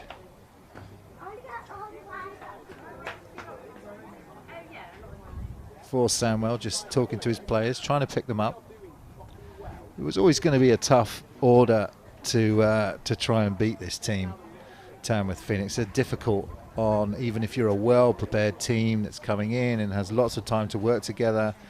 But if you are a new head coach, just 10 days in, looking to get your own plays in there, get your own scheme into both the defense and the offense, then you're not given that opportunity to do that just in 10 days. Obviously, that's a really tall order for this team. Nevertheless, it's one that Stuart Andrew needs to rise to. He has a good team of coaches around him. David Butler's the OC, Jamie Kelly, wide receivers coach, Sam Astley, Indrajit Pawaha is the defensive coordinator, Sam Rafferty taking care of that defensive line. And we have seen some defensive play, some flashes of play from players like Chris Middleton at his linebacker position, and Gareth Thomas coming up and forcing a fumble. But all the balls, all the bounces have gone to Tamworth Phoenix so far in this one. Let's hear from Joe Walker on the sideline and see what he makes of it. Hey Cole, how are you doing? It's great to be back.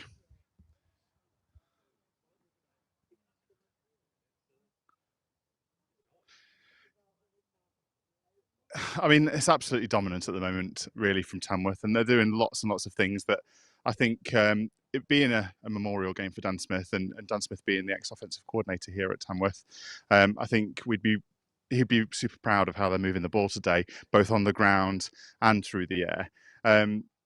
You know, we've seen some really fantastic play from Angus Cook. That run towards the end of the half there being probably where his skill really shines through, and his ability as a quarterback.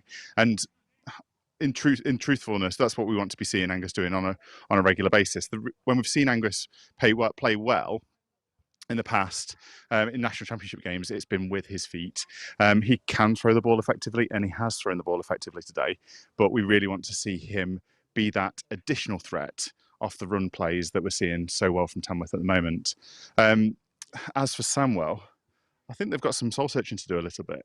It's a challenge for them at the moment that they're being a little bit dominated physically by Tamworth, and they're finding themselves to be in a situation where they're just really running out of answers for this Tamworth offence, and definitely running out of answers for the Tamworth defence. They've, as you mentioned before, they have moved to a new offensive coordinator in the last couple of weeks, and a wholesale change really from offence and head coach at Sandwell, which gives them some real headaches moving forwards and some challenges that they're going to have to deal with.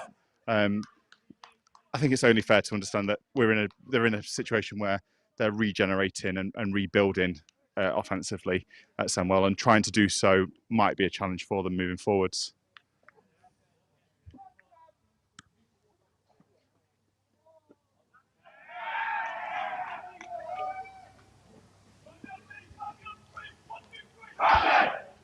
If you're speaking, Carl, unfortunately I can't hear you, which is a real shame.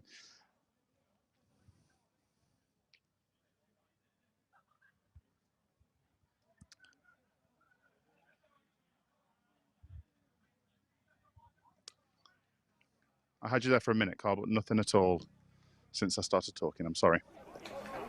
So we'll head back to Joe if we can.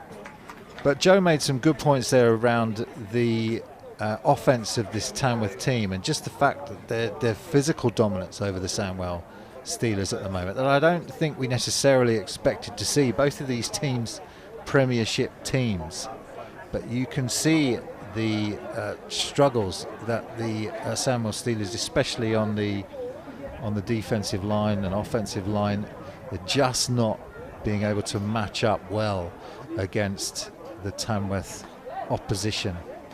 So let's go back to Joe and see if I can get that question to him. Sorry, Carl, go for it. I'm here.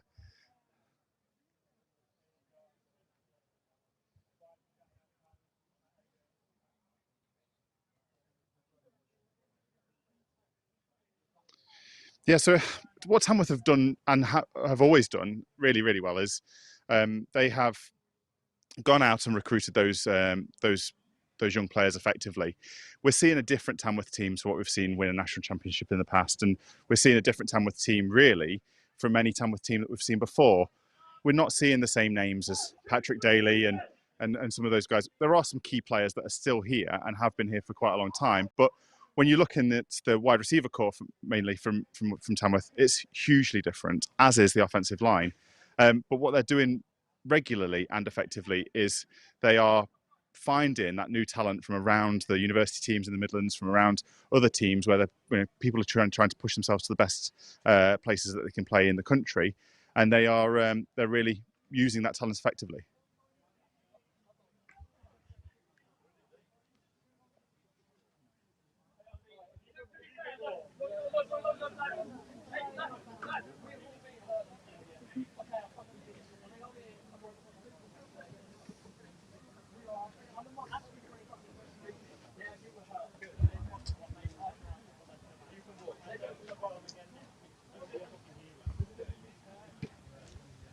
So I get Carl when he's talking normally, and then when they bring me in, I get nothing.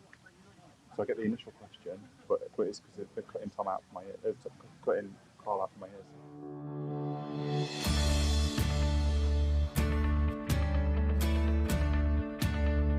Flyers hockey started in 2011 when Access Sport launched our disability inclusion program to help clubs become more inclusive of disabled young people. Our biggest challenge probably was around the facilities. Fortunately, both the local council, who give us this pitch for free, and then one of our local schools have come in and they've let us use the sports hall. So now we actually have access to facilities so we can run the sessions throughout the year, irrespective of what the weather's like. Our doors are open and we welcome anybody and everyone. We're constantly trying to expand our footprint. It's a constant effort to keep spreading the word, but the great thing is just after 18 months. It's going from strength to strength and success to success, which is fantastic. Well, I got involved in flyers right from the beginning, really. Got a son with Down syndrome. My main motivation in the first place to get Oliver an opportunity to get some exercise. We tailor the sessions, we get different people come every week. They have a really vast range of ages, abilities, disabilities. And then we have some other flyers players who really need specialist attention, so we try and give them one-on-one coaching as well. And for the rest, we kind of try and do group exercises. We've got a couple of wheelchair users. It's not one size fits all. So you need to look to adapt to find something that works for that particular individual. The enjoyment they get, the intellectual and physical development they benefit from, the camaraderie, the being part of a team. And you can see that both for the individuals themselves and their wider families, it's just been awesome. It also teaches just not the kids, but myself and the other coaches have become more patient, become more understanding.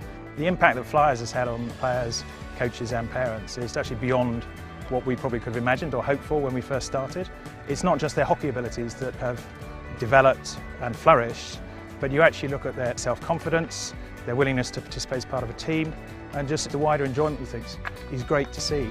A lot of them come down here with siblings. They join in, they get interested in hockey, and you actually see families as a whole benefiting and enjoying being part of Flyers. Come and help my brother and other players. I've just been helping people who just started, helping them get used to holding the stick and stuff. Playing for the team just shows you can do it, no matter what your background you come from. We're delighted with how quickly it has got as big and popular as it is, but at the same time we're also looking to work quite closely with other clubs locally and with Access Sport and others who are sitting behind the programme to encourage some of the other local clubs to get involved in Flyers as well. Any club that provides sessions for juniors is actually perfectly set up to provide Flyers sessions. Most clubs will find actually that they're pretty much all of the way there. If you want to get something like this started, speak to a school, borrow a hall, borrow a pitch and turn up. Word of mouth gets out. There are so few opportunities for these children to get involved in activities in a normalised way that if the word gets out that they jump at the chance, the parents jump at the chance. So my advice if you want to get started is just take the leap. If one person turns up, that's better than none, and before you know it, you'll have an entire field full. In terms of advice to other clubs who want to become more inclusive, there's one word for that, or two words, which is do it. It's just so worthwhile. We owe it to ourselves, we owe it to our communities to do it anyway, but once you actually get involved in it and see how much fun it is, and actually how straightforward it is, it's much easier than some people think. It's just so worthwhile and everyone should be doing it.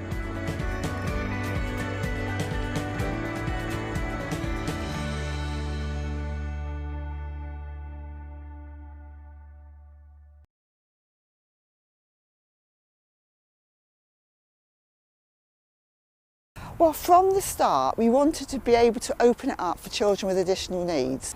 We wanted there to be a session that their siblings, if they didn't have additional needs, could join in with at the same time, so parents didn't have the task of sending one child to one place and one child to another. Both my boys are autistic, but when I came, they were very warm, very inclusive, very accepting. It didn't seem like there was anything wrong with my child, which is one of those things that you find in most places that you go to. Every piece of the technique to ride a bike is a big challenge for them. However, once they have mastered that technique, it's almost like their sense of pleasure and reward is magnified more than the other kids because it is such a major achievement for them. We have children with autism, children with a range of different learning difficulties, a range of different difficulties with development and spatial awareness, some with Down syndrome. Stand up, good man, well done. Parents have told us about the way their children have developed in confidence and the way they've engaged better with other people, as well as the skills they've learned in riding. So 1, 2, 3, go! Good, big and we run 4 sessions, so we would have maybe up to 40, 50 kids over the course of a Saturday morning. And that's this time of year, and as the weather improves, then the numbers increase. There's no words to describe what this means to me, to my family, to my children, because yeah, because it's difficult to find places like this.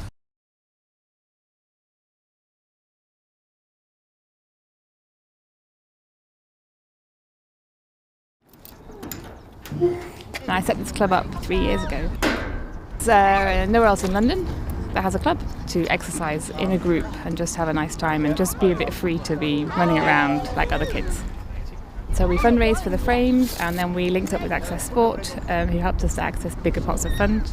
And we've now got 5 bikes and 1 more on the way, and we have maybe 15 families who come regularly.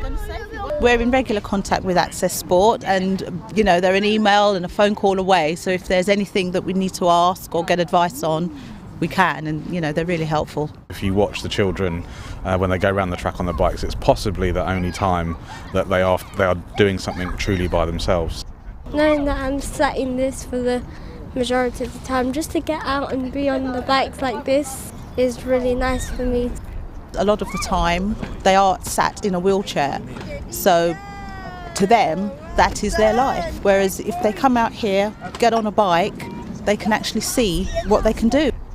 I think their confidence has improved dramatically. I think people talk to them differently when they're on the bikes. And then I think physically they're getting benefits of exercise, but I think a lot of it is the social and the confidence. You can see the joy it brings to their faces.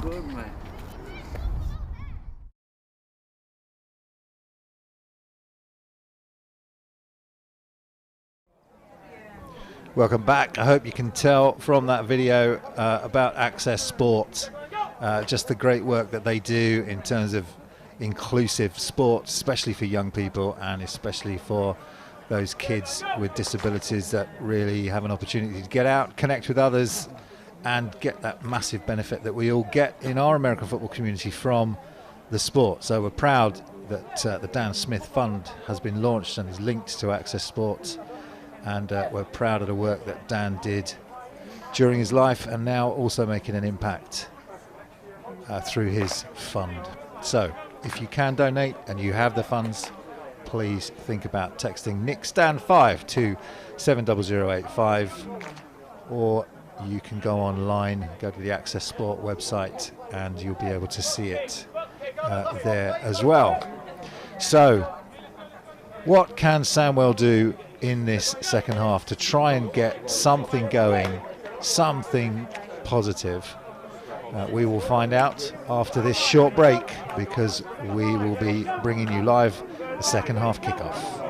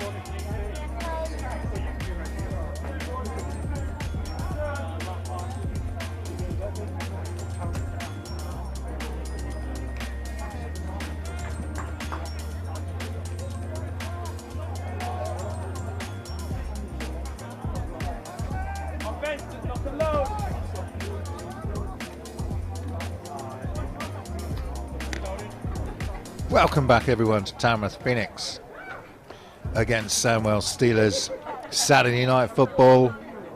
We are Onside Productions, proud to be bringing you this Brit Bowl game between these two Premiership sides, Sandwell Steelers and Tamworth Phoenix. My name is Carl Walkinshaw and I am your commentator this evening, along with Joe Walker on the sideline here at Onside Production, and our production team, Tom and Shane and Alex, all doing a great job to bring you this coverage as we get ready. So Sandwell will receive this opening kickoff. It's a deep kick. And it looks like, did that go into the end zone? Yes, it did. It's a touchback. So that will come out to the 20-yard line. So some good kicking. There was a penalty on the kickoff actually earlier for Tamworth, so they've sorted that out. Kicked that one straight into the end zone. No return possible. So Sandwell, what will they have done during that half-time talk? Both sides of the ball struggling. This defense for Sandwell was struggling to contain the weapons that this Tamworth Phoenix offense present, but also Sandwell Steelers offense not been able to get anything going on the running game. And although they've had a couple of passes, deep passes that were caught, they've also had 2 interceptions. We're struggling through the air as well, so let's see what they can do. 2 receivers to the bottom, 2 to the top. Pistol formation as they started, and motion this time. Stacked receivers to the bottom of the screen to give a slightly different look to this Tamworth defense. But unfortunately, it's the offense that get caught moving, and that will march them 5 yards back. False start. Offense number 66. It's a 5-yard penalty. It's first down. So a disappointing start to the second half for Sandwell off the penalty. Trying some different things. We're going to a stacked receiver set just to give Tamworth something different to cope with. As they come to the line of scrimmage now, 1st and 15. Quarterback Alex Mackenzie Grist still on the field. Tamworth 3-man line, but send 6. Grist has to get it away quickly, and he does. Really nice play there from Grist, having to work under pressure. It's Gav Lawrence that catches that one. Number 23, first time we've said his name. And Grist doing a nice job of throwing exactly where the blitz comes from, and that's exactly what you're taught to do as a quarterback. When that blitz comes in your face, you throw in behind, because you know that there's going to be some space there if the linebackers are having to vacate to hit that line of scrimmage. This time Tamworth just with 4 on the line. 5th drops off, but they get pressure again, and Grist taken to the ground by 97, who's Arthur Mabahin from defensive line, bringing the pressure that time, and Grist had to get rid of it early. 3rd down. Steelers have decided they're going to try and get something going through the air, and they have had 1 reception, but you know that Tamworth are going to be bringing the heat. So let's see what they can do here on this 3rd and 3.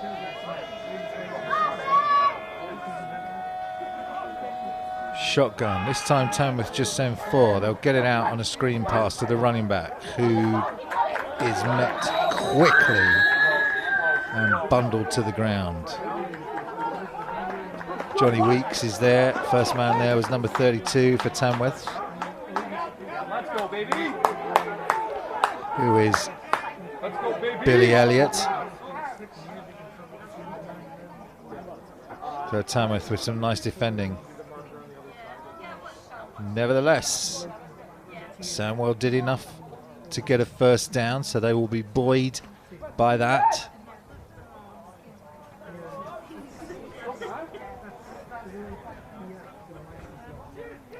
That is running back Cherapanacek. Grist gets the ball away. Oh, dangerous pass. 3 defenders around that one, and it's incomplete in the end. Johnny Weeks claps his hands to his helmet, wanting to have an opportunity to take that one back. Actually, it's not Johnny Weeks in number 20, it's Dion Harhoff. Just looking at the updated roster that we've got from Tamworth. So Harhoff not able to bring that one in. 2nd down, Sandwell showing some signs. They have a first down on their opening possession. 2 receivers to the top, 1 to the bottom. Pistol formation, running back have a 3 to the top. Trips to the top of your screen. Coming out in that passing formation, and they are going to go to the air, but Grist under immediate pressure. Just nothing, no time to think for Grist. As it's number 97 again, who is Arthur Mabahin, who's coming in hot on that one. And Grist has to eat this AstroTurf here at Pack Meadow.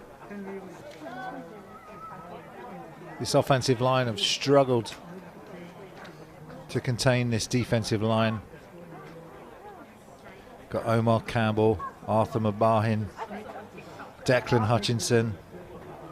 They're doing a good job, that 3-man defensive line, and then they bring the extra linebacker in, Billy Elliott on the edge, and they keep bringing extra pressure as well. Constant pressure from Tamworth, and again they managed to get the pressure, but that's a nice pitch out and a clever little play. Ball is out and Tamworth have it. We will see whether the referee says it was down. The ball definitely came out, but we had a good camera view and it did look like the player was down from where we are, but let's see.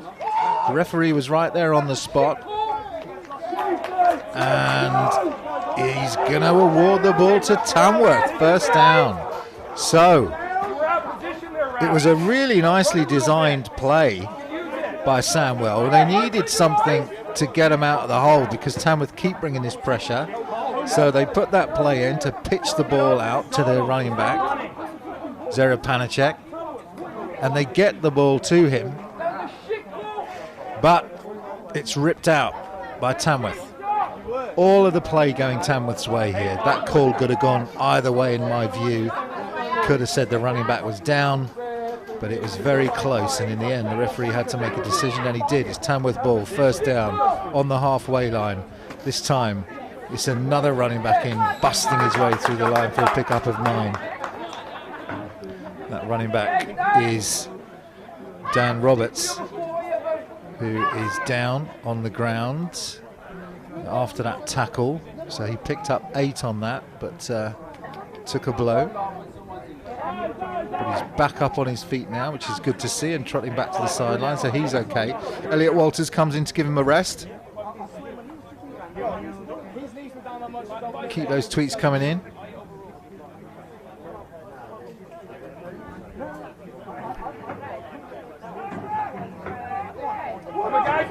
Lots of support for Steelers from our Twitter community, so thank you for that. Elliot Walters this time takes the ball, cuts back against the grain, so hard to bring down, difficult to locate, quick feet, and Elliot Walters gives Tamworth the first down as Tamworth look for their first score in this second half. This is their first possession off the turnover from the running back, number 5. Controversial call that was given to Tamworth.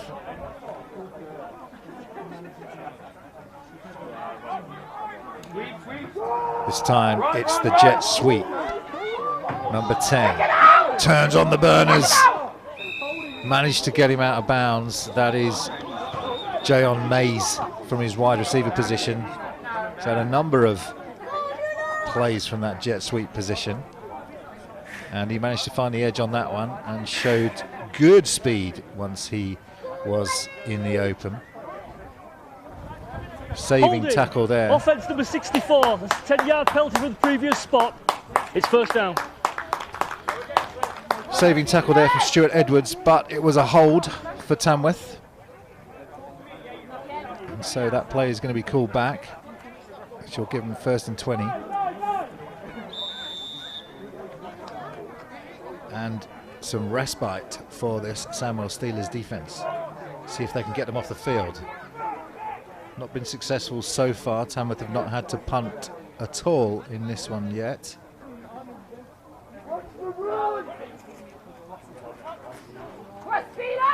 Cook going deep. And that is a struggle on the ground. It looks like an interception to me. Let's see what they're saying.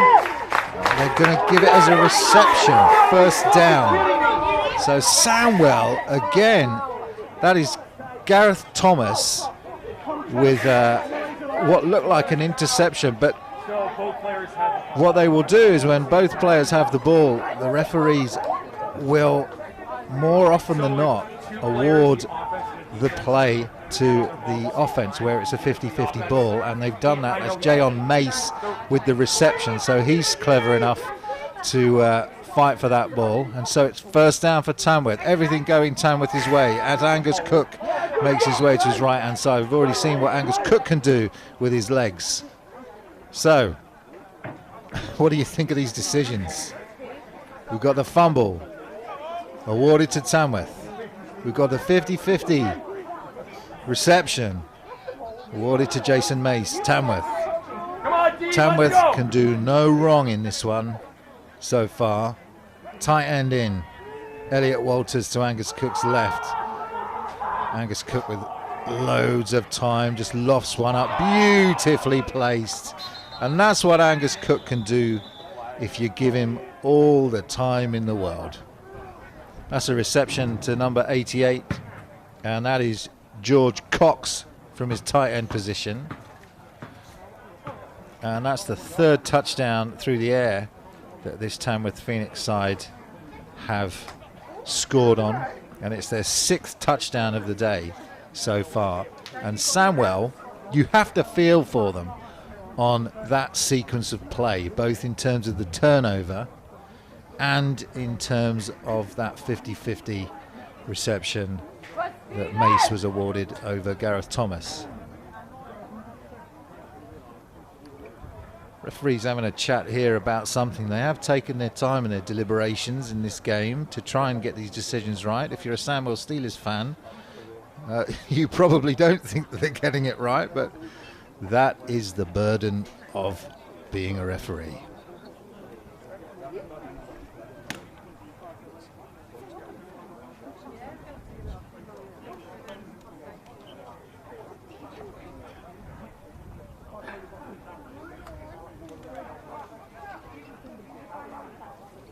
Let's hear whether they're going to award this touchdown or not. Referee just coming over to Stuart Andrew and just explaining his decision here before we will then get the call. It sounds like if he's speaking to Stuart, he's after a decision from new head coach Stuart Andrew, new Premiership coach. So let's hear from the ref.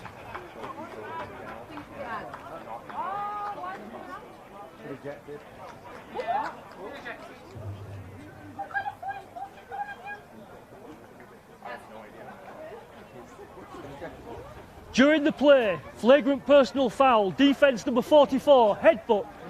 Number 44 has disqualified himself from the game. The 15-yard penalty will be enforced on the ensuing kickoff. 1 and time down.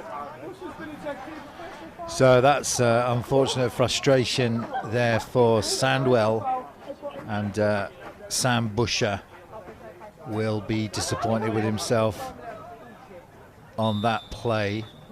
Ejected from the game, lost his cool, and the Tamworth score will remain then. There was no issue about the Tamworth score, and it did look clean from what we can see on the screen.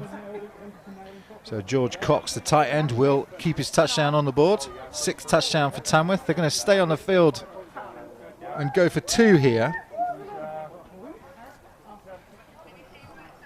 Cook handing to Elliot Walters, cutting back against the grain, and he is in for 2. As Joe Walker said at the half, Sandwell really needing to do some soul searching here, as we've not even hit the 4th quarter yet. Score now Tamworth 43, Sandwell 0. We've seen a lot of these blowouts this season so far just because of the way that the leagues are structured. You know, you've got teams from Division 2 playing Premiership teams. We've seen some big scores. The Titans put up a huge score against some of their opposition, and we've seen some blowouts. But you wouldn't have expected it so much with 2 Premiership teams. Even though Sandwell have had the off-season that they've had, and even though they have a new head coach is just in place. You would hope that they could be more competitive, and so we will see whether they can do something to win some pride back for themselves. Having a tough time of it so far in this one. Lots of support for the Steelers on the Twitter handle. You can get in touch with us, hashtag Tam versus San. Let us know who you think your MVP is, as Tamworth now try an onside kick. Jason Scott is just the man that just comes up with these things out of nowhere. The context of the game, 43-0 to Tamworth. Why not do an onside kick? Why not? Nothing to lose. And he did say at the start, this was all about, you know, a long pre-season and prepping for next year. So maybe he's got some stuff in a playlist somewhere and he wants to go through it. And you've got the opportunity here. You've got a big score. You've got domination from all three units. Special teams, defense and offense putting up scores seemingly at will now. So why not go for the two-pointer? Why not try the onside kick? And Sandwell, you know, from their position can also, although they will try and be competitive and get a score on the board, can also see this as a kind of laboratory. You know, this season there's no playoffs. Kick off out of bounds, kicking team. That 5-yard penalty will be added to the end of the play. First down. So the onside kick misfires. Jason Scott will have to go back to practicing that one. But Tamworth, I'm sure, will not be too concerned as Sandwell get the ball in decent field position as Grist goes to his left-hand side and he gets a reception, which is nice. Tamworth Phoenix player, defender, trying to get the interception on that one. Unsuccessful. And that is Gav Lawrence with his second reception of the day. So Grist going to the air again. And now, I mean, that's really what you want to see from Sandwell, don't we? We want to see competitive football. We want to see that offensive line standing up to this defense, overcoming the pressure. They have made some yards on their last possession. There were some things to cheer about. There were some signs of life. Had a nice pitch out play to their running back, number 5, who made a nice play downfield before that ball was ripped out. So this time Grist is back again, and this one is incomplete. Will Hobbs looked like he was the closest player to that football, and he unfortunately wears an orange jersey. 3rd and 6 now for Sandwell, looking to restore some pride. Thank you for those of you that tweeted in or messaged me. Thanks, Gary, for sending in the detail around the running clock. Once that score hits 34 points, 34-point differential, the clock will run. So we are in that situation here at Tamworth. Grist now, no chance. Down he goes for the 3rd time today. And that is Arthur Mbahin, who's been in Grist's face the entire game.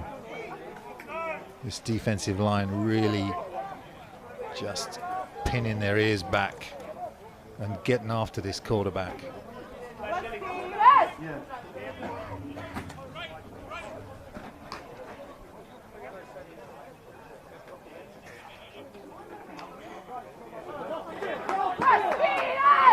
So that's going to push him back to 4th and 13.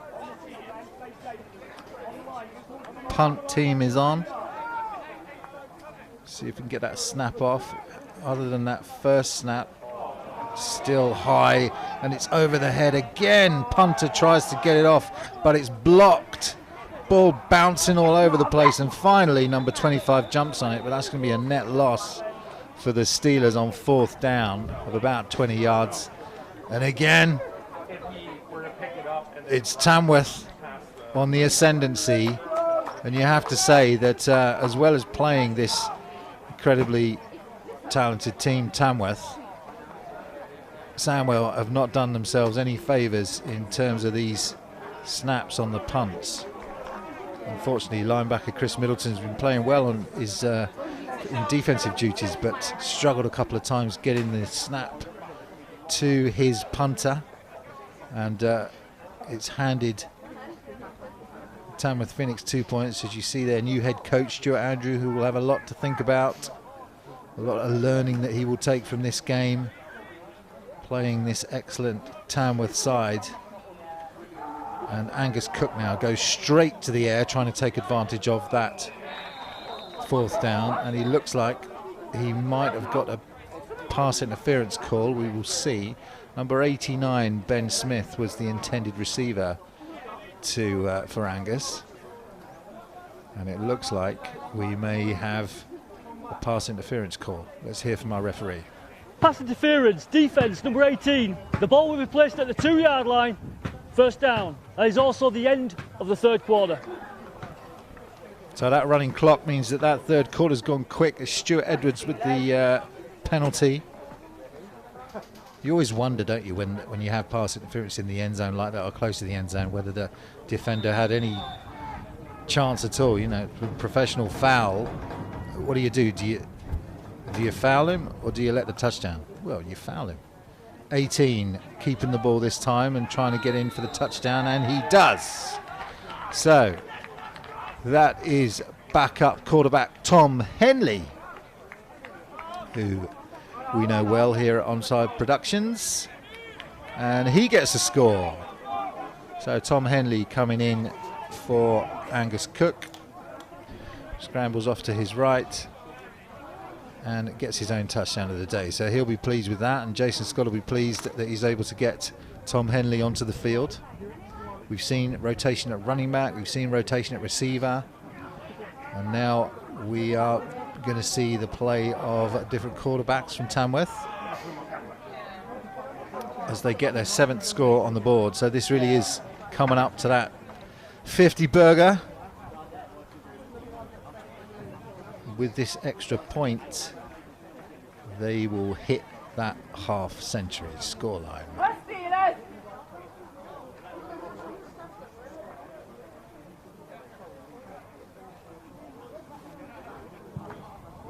Good block. There you go. Well, they got the pressure that time, did Sandwell, and it's small consolation,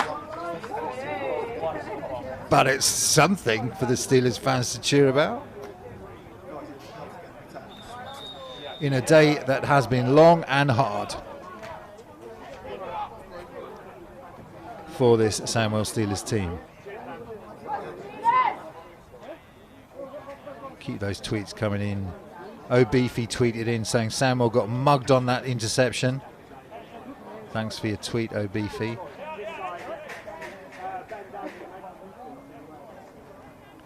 And Gibron Lames wanted to shout out for number 20, Dion Harhoff, a young baller playing for Tamworth. We've seen him make a couple of plays today.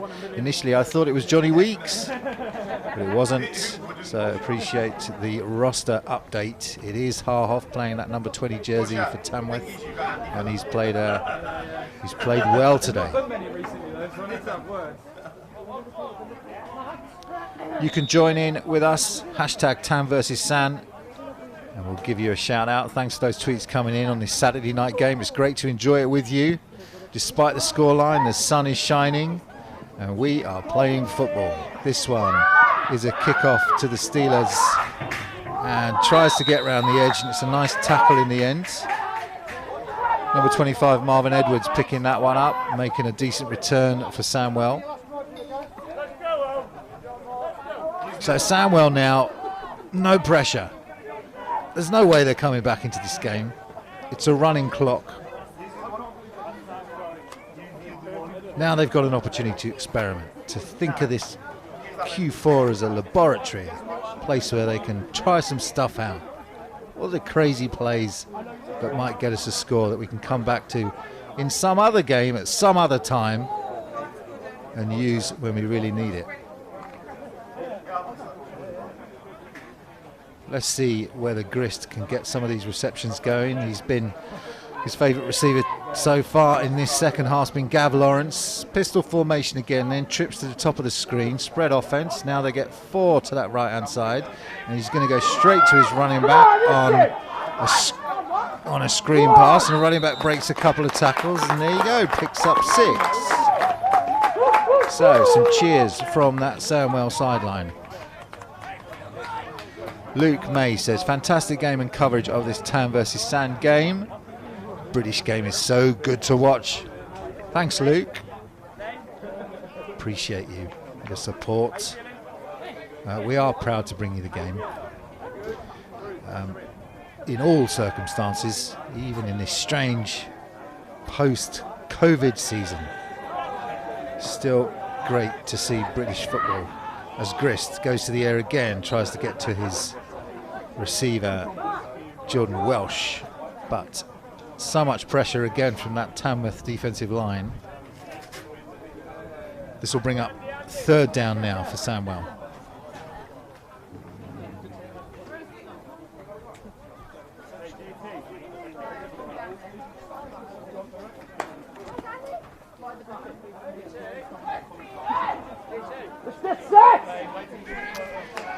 So 3rd down. Can Sandwell get something going and convert here? Grist looks to his left and completes, and that's a good completion. And that will move the chains. And that is Austin Young. So Grist finding his accuracy with that one, knew where he wanted to go, executed it well, and Austin Young made a nice play. And Sandwell get the 1st down. Brett tweets in and says, would love to see Sandwell get some points on the board. Ultimately, though, this is a charity game. So an opportunity to try some different stuff out. Absolutely, Brett. Thanks for your tweet. Appreciate your support of the game today. 1st down then for Sandwell. Getting things moving. Grist goes back, going deep again. Tamworth defenders all over that one. He does like just to send his receivers down the field, those timing patterns, and just have his receivers run under the ball. And he has an accurate arm. There's that tweet from @itsbrett that we just read out. It's great to see, even when it's 49-0 to Sandwell, that there's still lots of support from you out there. 49-0 to Tamworth, rather. Akeem tweeted in, going back to that play with Jayon Mace and Gareth Thomas fighting for the ball. Akeem says, number 10, Jayon Mace, definitely came down with that ball. It was never a 50-50. Well, it's never a 50-50 with him. Maybe somebody that knows Jason well. It was certainly a great play by him, a smart play to get that ball down, as it was with Gareth. Both those players playing well today.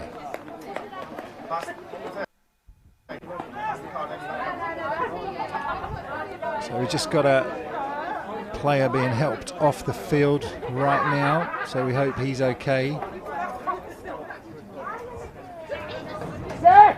And we'll get back to the live action.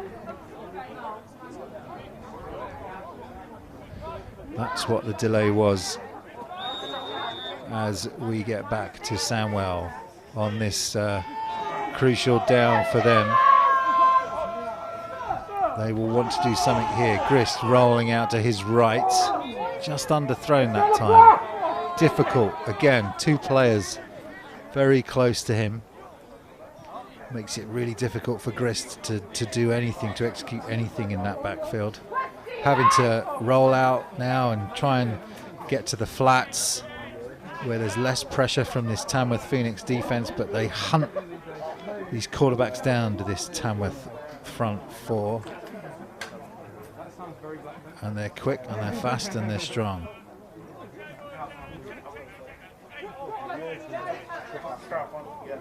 Trips to the bottom of your screen now. 3rd and 10. They converted last time. They got it to Austin Young. Let's see if Grist can do the same. He looks that way, but this time it is picked. And it's number 8 with daylight in front of him, and that long-legged stride will take Dan Shodipo all the way to the end zone. That's the first defensive score, and it's the 5th Tamworth, it's the 7th rather, Tamworth touchdown. Dan Shodipo. He plays linebacker, he's good on the blitz packages, he can play in space, he can hunt the ball down just as he does there. He's one of the defensive stars for this Tamworth team, and he makes his mark on this one, as you see Tamworth celebrating up there on the sideline. So the dominance continues. 55 to Tamworth now. They get their 50 burger. Sandwell, still nothing on the board. This time Tamworth will come in and they will try the extra point. Sandwell have blocked a couple of these so far, and again it's a muff snap, and it's picked up by the kicker, Fulford, who tries to make something out of it. If there's been a weak play, if you want to nitpick and you're Jason Scott and you're thinking, well, you know, I did score 7 touchdowns, I suppose, but we didn't get many extra points. Something to look at there, Jason. But in all other areas, you have to say this Tamworth team has been dominant. Thanks for the tweet from Endo. Brit Ball, United we stand. All US flags and British flags. We appreciate your support here at Onside Productions. With that running clock, this Q4 is going to soon come to an end. So we want to remind you that this is a charity game. You can donate to Access Sport, which is the chosen fund of Dan Smith, the coach for Tamworth, and a much loved player that we lost, much loved coach that we lost. And you can donate if you have the funds available to you. Then think about texting and making a donation to Access Sport as this kickoff goes deep into this beautiful sunshine and is picked up by the Sandwell Steeler returner, who's bundled to the ground, makes a decent effort at a return.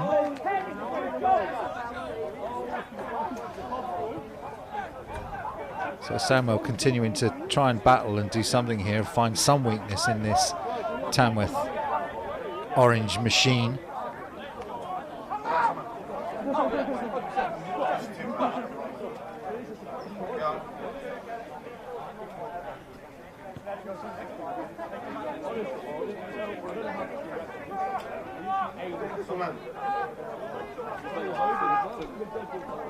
Sandwell now finding themselves in a familiar position in this one, which is deep in their own half against the ferocious Tamworth defence.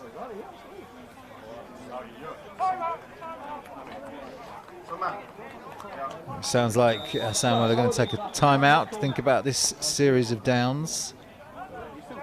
Obviously with that running clock now, it's just going to continue. See if the referee. Sandwell, first charge time out the half, 6:55 remaining on the clock. So we are over halfway through this last period of play here, this fourth quarter. If you're just joining us, thanks for being here with us. Scoreline is pretty reflective of how this one's gone. Tamworth dominant in all areas of the game, right from the get-go, right from the kickoff. Will Hobbs with a big return. Tamworth marched the ball down the field and score, and it's been all Tamworth ever since. They haven't punted once. They've had touchdowns from Walters, Ali, Tafriji, Old, Cox, Even quarterback backup Henley's got into the action. And the last touchdown was from their defender Dan Shodipo on a pick six all the way to the house. And he's back on the field now, playing number 8. You can see him there. As Sandwell bring in another quarterback to see whether he can get anything going, and the ball's hit the ground. Let's see who's managed to recover that one. And it looks like it is, guess what? Tamworth. Have we had one bounce that's not gone their way? I don't think we have.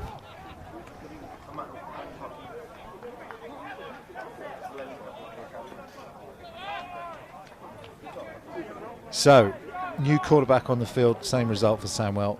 Turnover of the ball. So Tamworth come in with excellent field position. And if Dan Smith is up there watching this one, he'll be proud of his boys who have played a dominant game today. Tom Henley on then. Let's see as he hands off to 25 in this stable of running backs that they have, who makes it look easy as he dances to his right and his left, and it's Deji Ali for another score. His second of the day. Deji Ali scored first half, and he's going to score in the second half as well. Difficult to pick out an MVP for this Tamworth side because it has been a tremendous team performance. It's been a group of players that have showed dominance in every facet of the game. Tamworth now 61 ahead. Looks like they're going to keep the offense on the field and go for 2. Gives Tom Henley, number 18, quarterback coming in for Angus Cook, gives him a chance to practice a 2-point conversion. And he hands it off. Dancing, trying to get out of the grasp of these defenders is Deji Ali, but finally he's brought to the ground by Sam Rafferty. So they're still battling this tired Steelers defense, and they are tired. It's been a tough old day for them. So 61-0 then. Sandwell will get to receive the kickoff once more. Tamworth have not had to punt the entire game.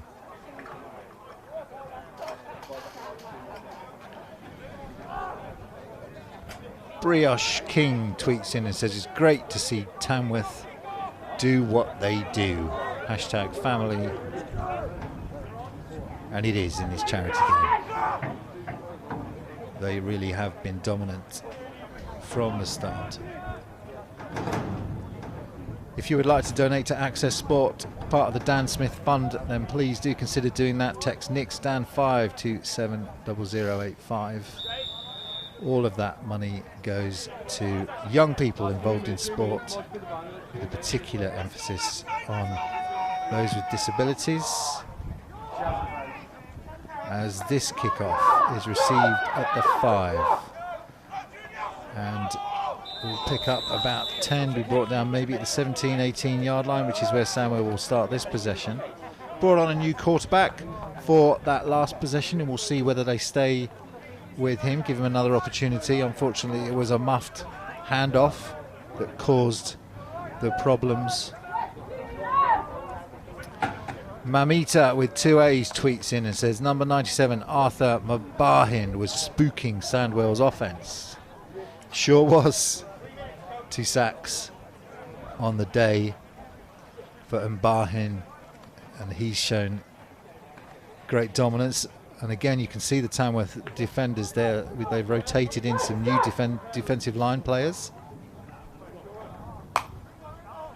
Still playing that 3-man front, the 3-4 familiar defense. So number 2 hands off to number 5, and it's the same result.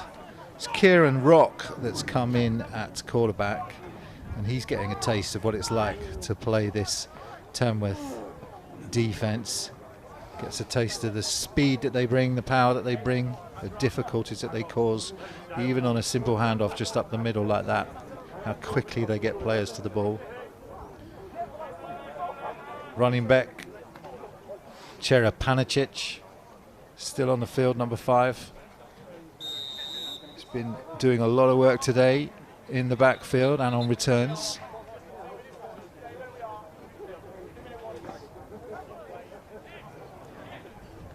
Timeout called by the looks of things. We'll just check.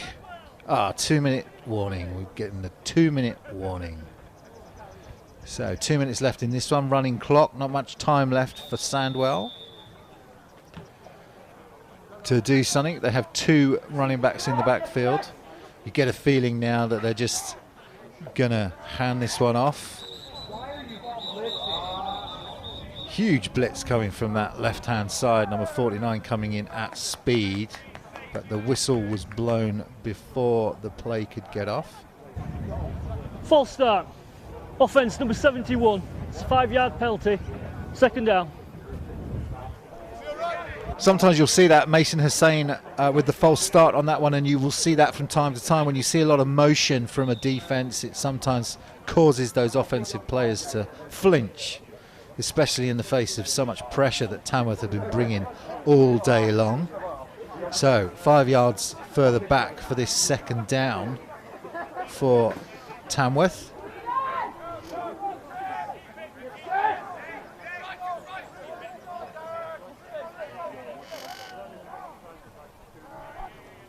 Second down and long, hands off again. Running back does a good job at hitting the line of scrimmage at speed, just to prevent that attacking, marauding Tamworth defence from getting to him in the backfield. So nice play there from Thomas Panicic.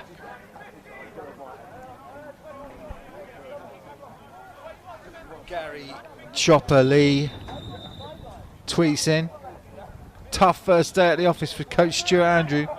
Lessons to be learnt. Thanks, Gary. Nice to hear from you. Obviously involved with the Merseyside Nighthawks for many, many years, and Baffer and a range of different roles he plays. Good to hear from you, Gary. Timeout. Tamworth. First charge timeout of the half. 1 minute 10 remaining in the fourth quarter. Tamworth taking the timeout, conserving the clock. They want more. They want more plays. What do you think of those decisions by Jason Scott? I mean, there is a sense in which he's kind of respecting the Sandwell Steelers team. Here's a team that's a Premiership team. It's not a Div 2 team, it's not Div 1, it's Premiership. So he's saying, all right, well, you came to play, so we're going to throw everything at you. And we're going to conserve the clock, and we're going to go for 2, and we're going to do onside kicks. And we're going to take timeouts with 1 minute left with a running clock and the score at 61-0. Pistol formation this time for Kieran Rook. Hands off again. Nice way to dance out of one tackle, but there are 2 more defenders there.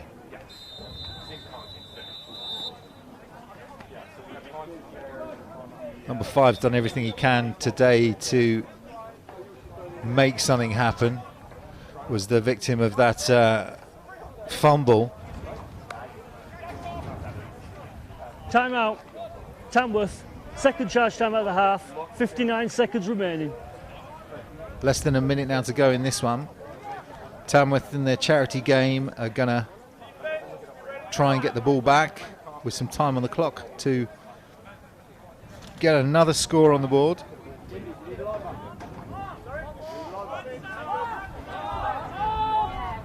They want that 10th touchdown.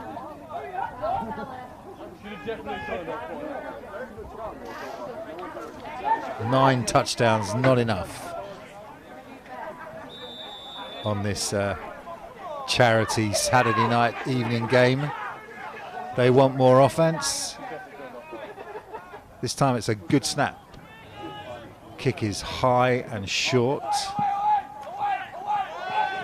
It will take a Sandwell bounce, and Tamworth will end up with the ball just inside their own half with a first down and about 50 seconds left. See what head coach Jason Scott wants to do here.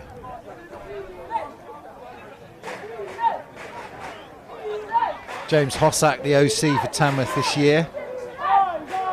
Got a quarterback in, a young quarterback, Tom Henley. Timeout, Tamworth. Third and final timeout. 46 seconds.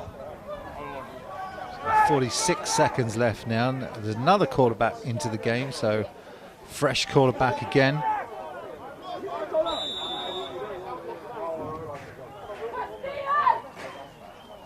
So Terrell Burgess now puts the ball up into the air, and oh, Gareth Thomas, who's made some great tackles today and some great plays, just can't catch that one as it drops right into his hands. So the third quarterback in for Tamworth, Terrell Burgess, who we know from NTU, as he now hands the ball off to poor old Deji Ali that time. Sorry, not Deji Ali, it was Tafriji. Wellington Tafarihi, who had to take that final snap, and that is the end of this one. So the full-time score here at Pack Meadow is Tamworth 61, Sandwell 0. It's been a tough day at the office for Sandwell, and it's been a masterful performance from Tamworth with 9 touchdowns and a safety, with a defensive score thrown in there. 2 touchdowns on the day for Deji Ali. Elliot Walters got in, Tafarihi got in, Finley Olds got in to the end zone.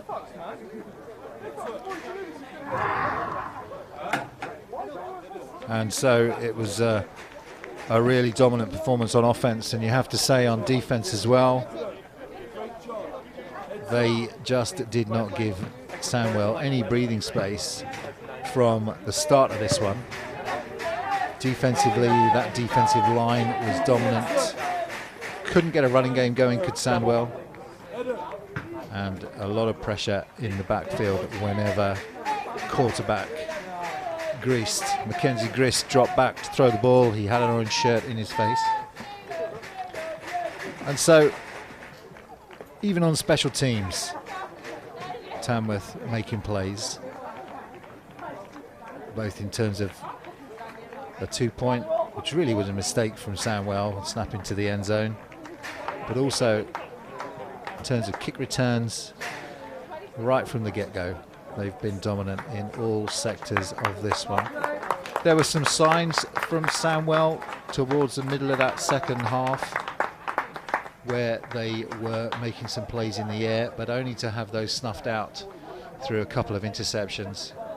One that was run back by Dan Shodipo for the touchdown to show his skills on the field. And so, tough day all round for Sandwell.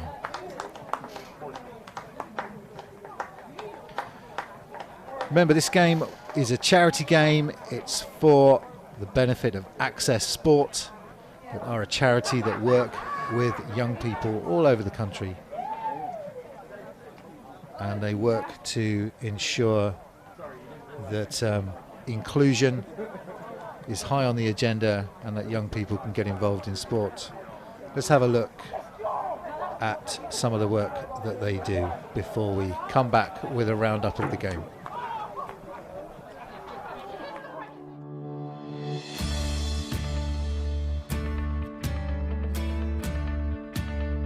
Flyers hockey started in 2011 when Access Sport launched our disability inclusion program to help clubs become more inclusive of disabled young people. Our biggest challenge probably was around the facilities. Fortunately, both the local council, who give us this pitch for free, and then one of our local schools have come in and they've let us use the sports hall. So now we actually have access to facilities so we can run the sessions throughout the year, irrespective of what the weather's like. Our doors are open and we welcome anybody and everyone. We're constantly trying to expand our footprint. It's a constant effort to keep spreading the word, but the great thing is just after 18 months. It's going from strength to strength and success to success, which is fantastic. Well, I got involved in Flyers right from the beginning, really. Got a son with Down syndrome. My main motivation in the first place to get Oliver an opportunity to get some exercise. We tailor the sessions, we get different people come every week. They have a really vast range of ages, abilities, disabilities. And then we have some other Flyers players who really need specialist attention, so we try and give them one-on-one coaching as well. And for the rest, we kind of try and do group exercises. We've got a couple of wheelchair users. It's not one size fits all, so you need to look to adapt to find something that works for that particular individual.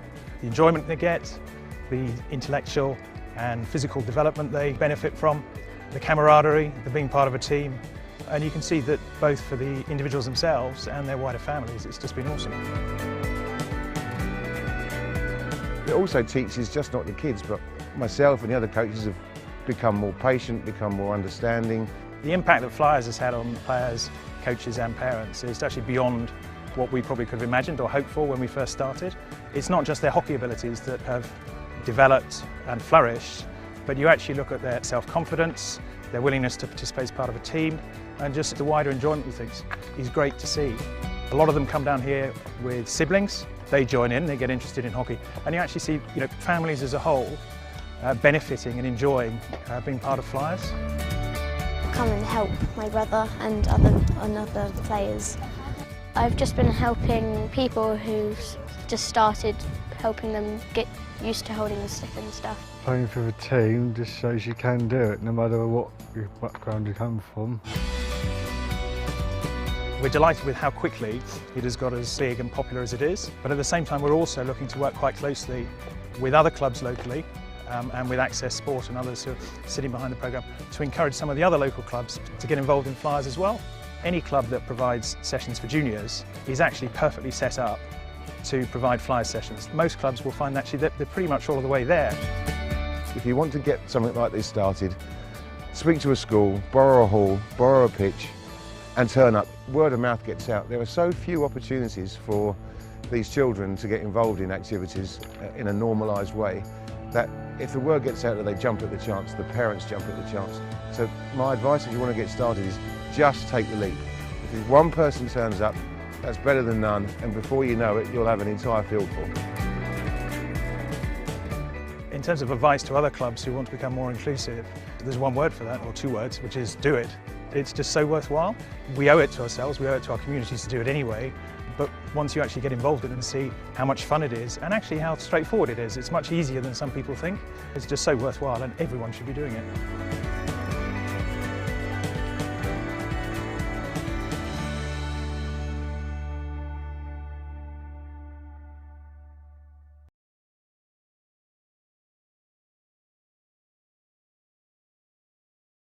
Well, from the start, we wanted to be able to open it up for children with additional needs.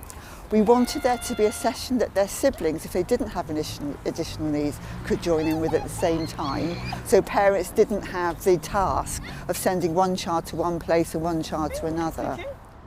Both my boys are autistic, but when I came, they were very warm, very inclusive, very accepting.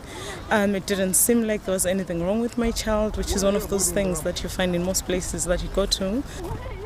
Every piece of the technique to ride a bike is a big challenge for them. However, once they have mastered that technique, it's almost like their sense of pleasure and reward is magnified more than the other kids because it is such a major achievement for them. We have children with autism, children with a range of different learning difficulties, a range of different difficulties with development and spatial awareness, some with Down syndrome. Stand up, good man, well done. Parents have told us about the way their children have developed in confidence and the way they've engaged better with other people, as well as the skills they've learned in riding. So 1, 2, 3, go! Good, big pen. And we run 4 sessions, so we would have maybe up to 40, 50 kids over the course of a Saturday morning. And that's this time of year, and as the weather improves, then the numbers increase. There's no words to describe what this means to me, to my family, to my children, because yeah, because it's difficult to find places like this.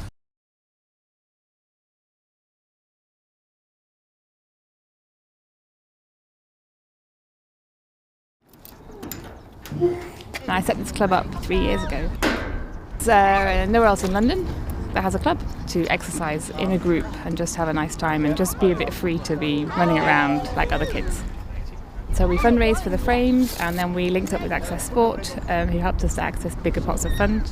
And we've now got 5 bikes and 1 more on the way, and we have maybe 15 families who come regularly.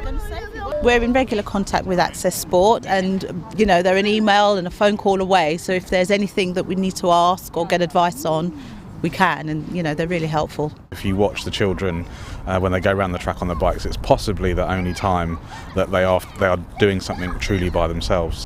Knowing that I'm sat in this for the majority of the time, just to get out and be on the bikes like this is really nice for me. A lot of the time they are sat in a wheelchair, so to them that is their life, whereas if they come out here, get on a bike, they can actually see what they can do. I think their confidence has improved dramatically. I think people talk to them differently when they're on the bikes. And then I think physically they're getting benefits of exercise, but I think a lot of it is the social and the confidence. You can see the joy it brings to their faces.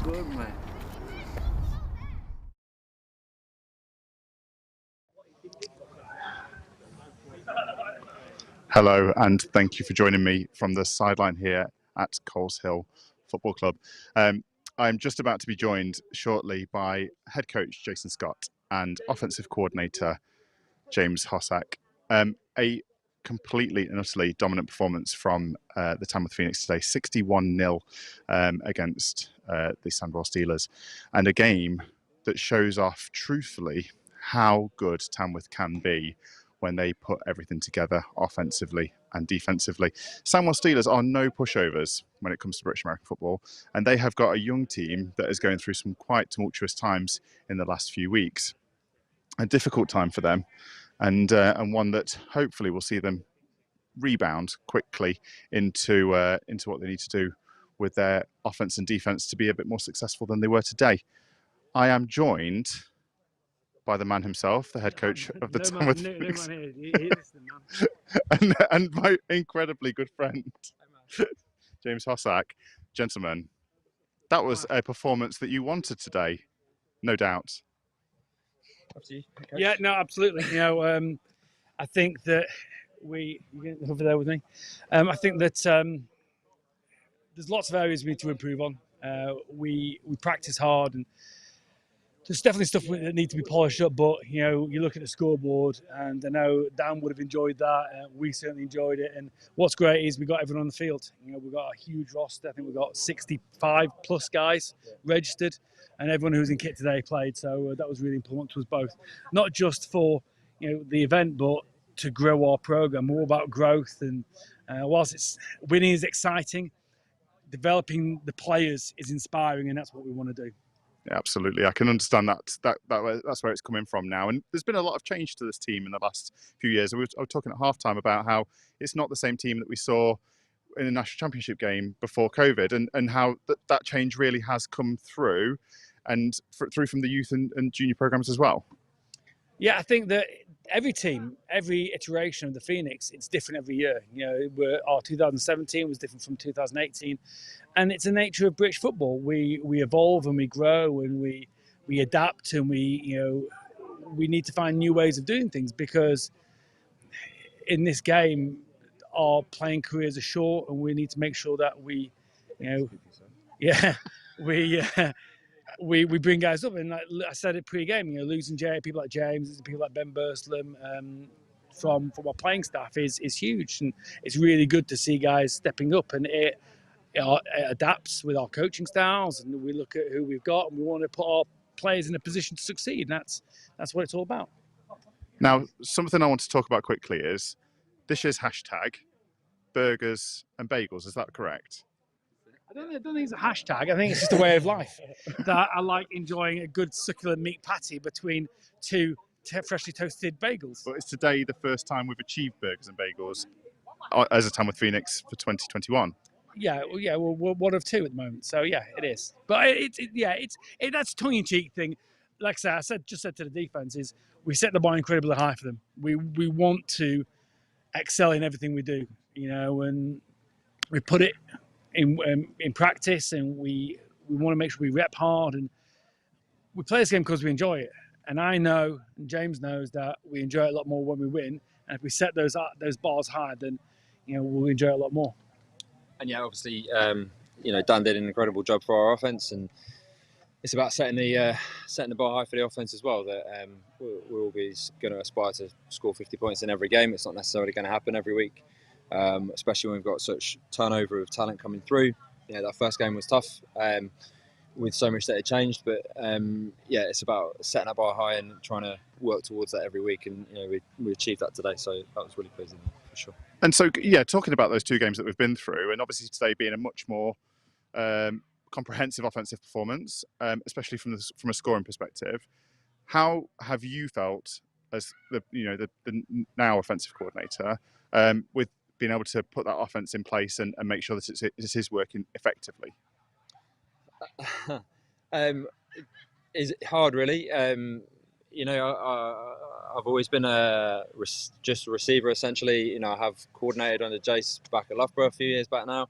I've never been a massive scheme guy, to be honest, so I'm having to learn a lot. I was always happy to assist Dan, but it was very much on the pass game. So, shout out to Josh and Lawrence as well, who've massively assisted me already this year in installing what we want to do. We're just going to get better each week, hopefully. So, happy with how it's gone today for sure. So.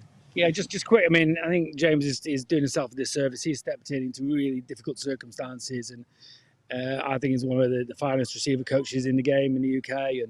And to say he's learning on the job is a bit of a misnomer, because he's a great coach, and you don't need to be an expert at scheme or fundamentals to know how to communicate and resonate with people. And I'm delighted to have James as a coordinator, and I know Dan would have been proud of the job he did today.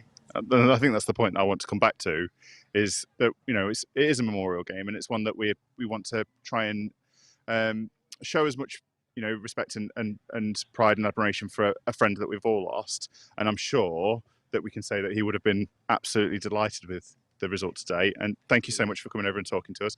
And I wish you the best of luck for the rest of the season. Thank you, Joe. And can I just say your outfit is superb today. I endeavour to just try and get anywhere close to you, Jason. Thank you very much, gentlemen. Thank you. I'm going to quickly say thank you very much from everybody here at Coleshill. Thank you very much for watching. I'm going to throw back to Carl Walkinshaw in the studio. Carl, over to you. Thank you, Joe. If we can bring that just to end the show today, just to say thank you all for joining us. Thank you to Joe on the sideline. Thank you to all the coaches for the interviews. Great game of football here, 61-0 to Tamworth, a dominant performance. But it was all about today the donation, and it was all about Access Sport and the Dan Smith Fund. And if you can donate, just to remind you to donate, you can text NIXDAN 5 to 70085 if you have the means to be able to do that. Donations are open. But from here, thank you very much to everyone. Onside Productions wants to thank you for joining us. Thank you everyone for the production today. And we look forward to catching you again for more British American football. But from Pack Meadow, we'll say good night and enjoy the rest of your weekend. Bye for now.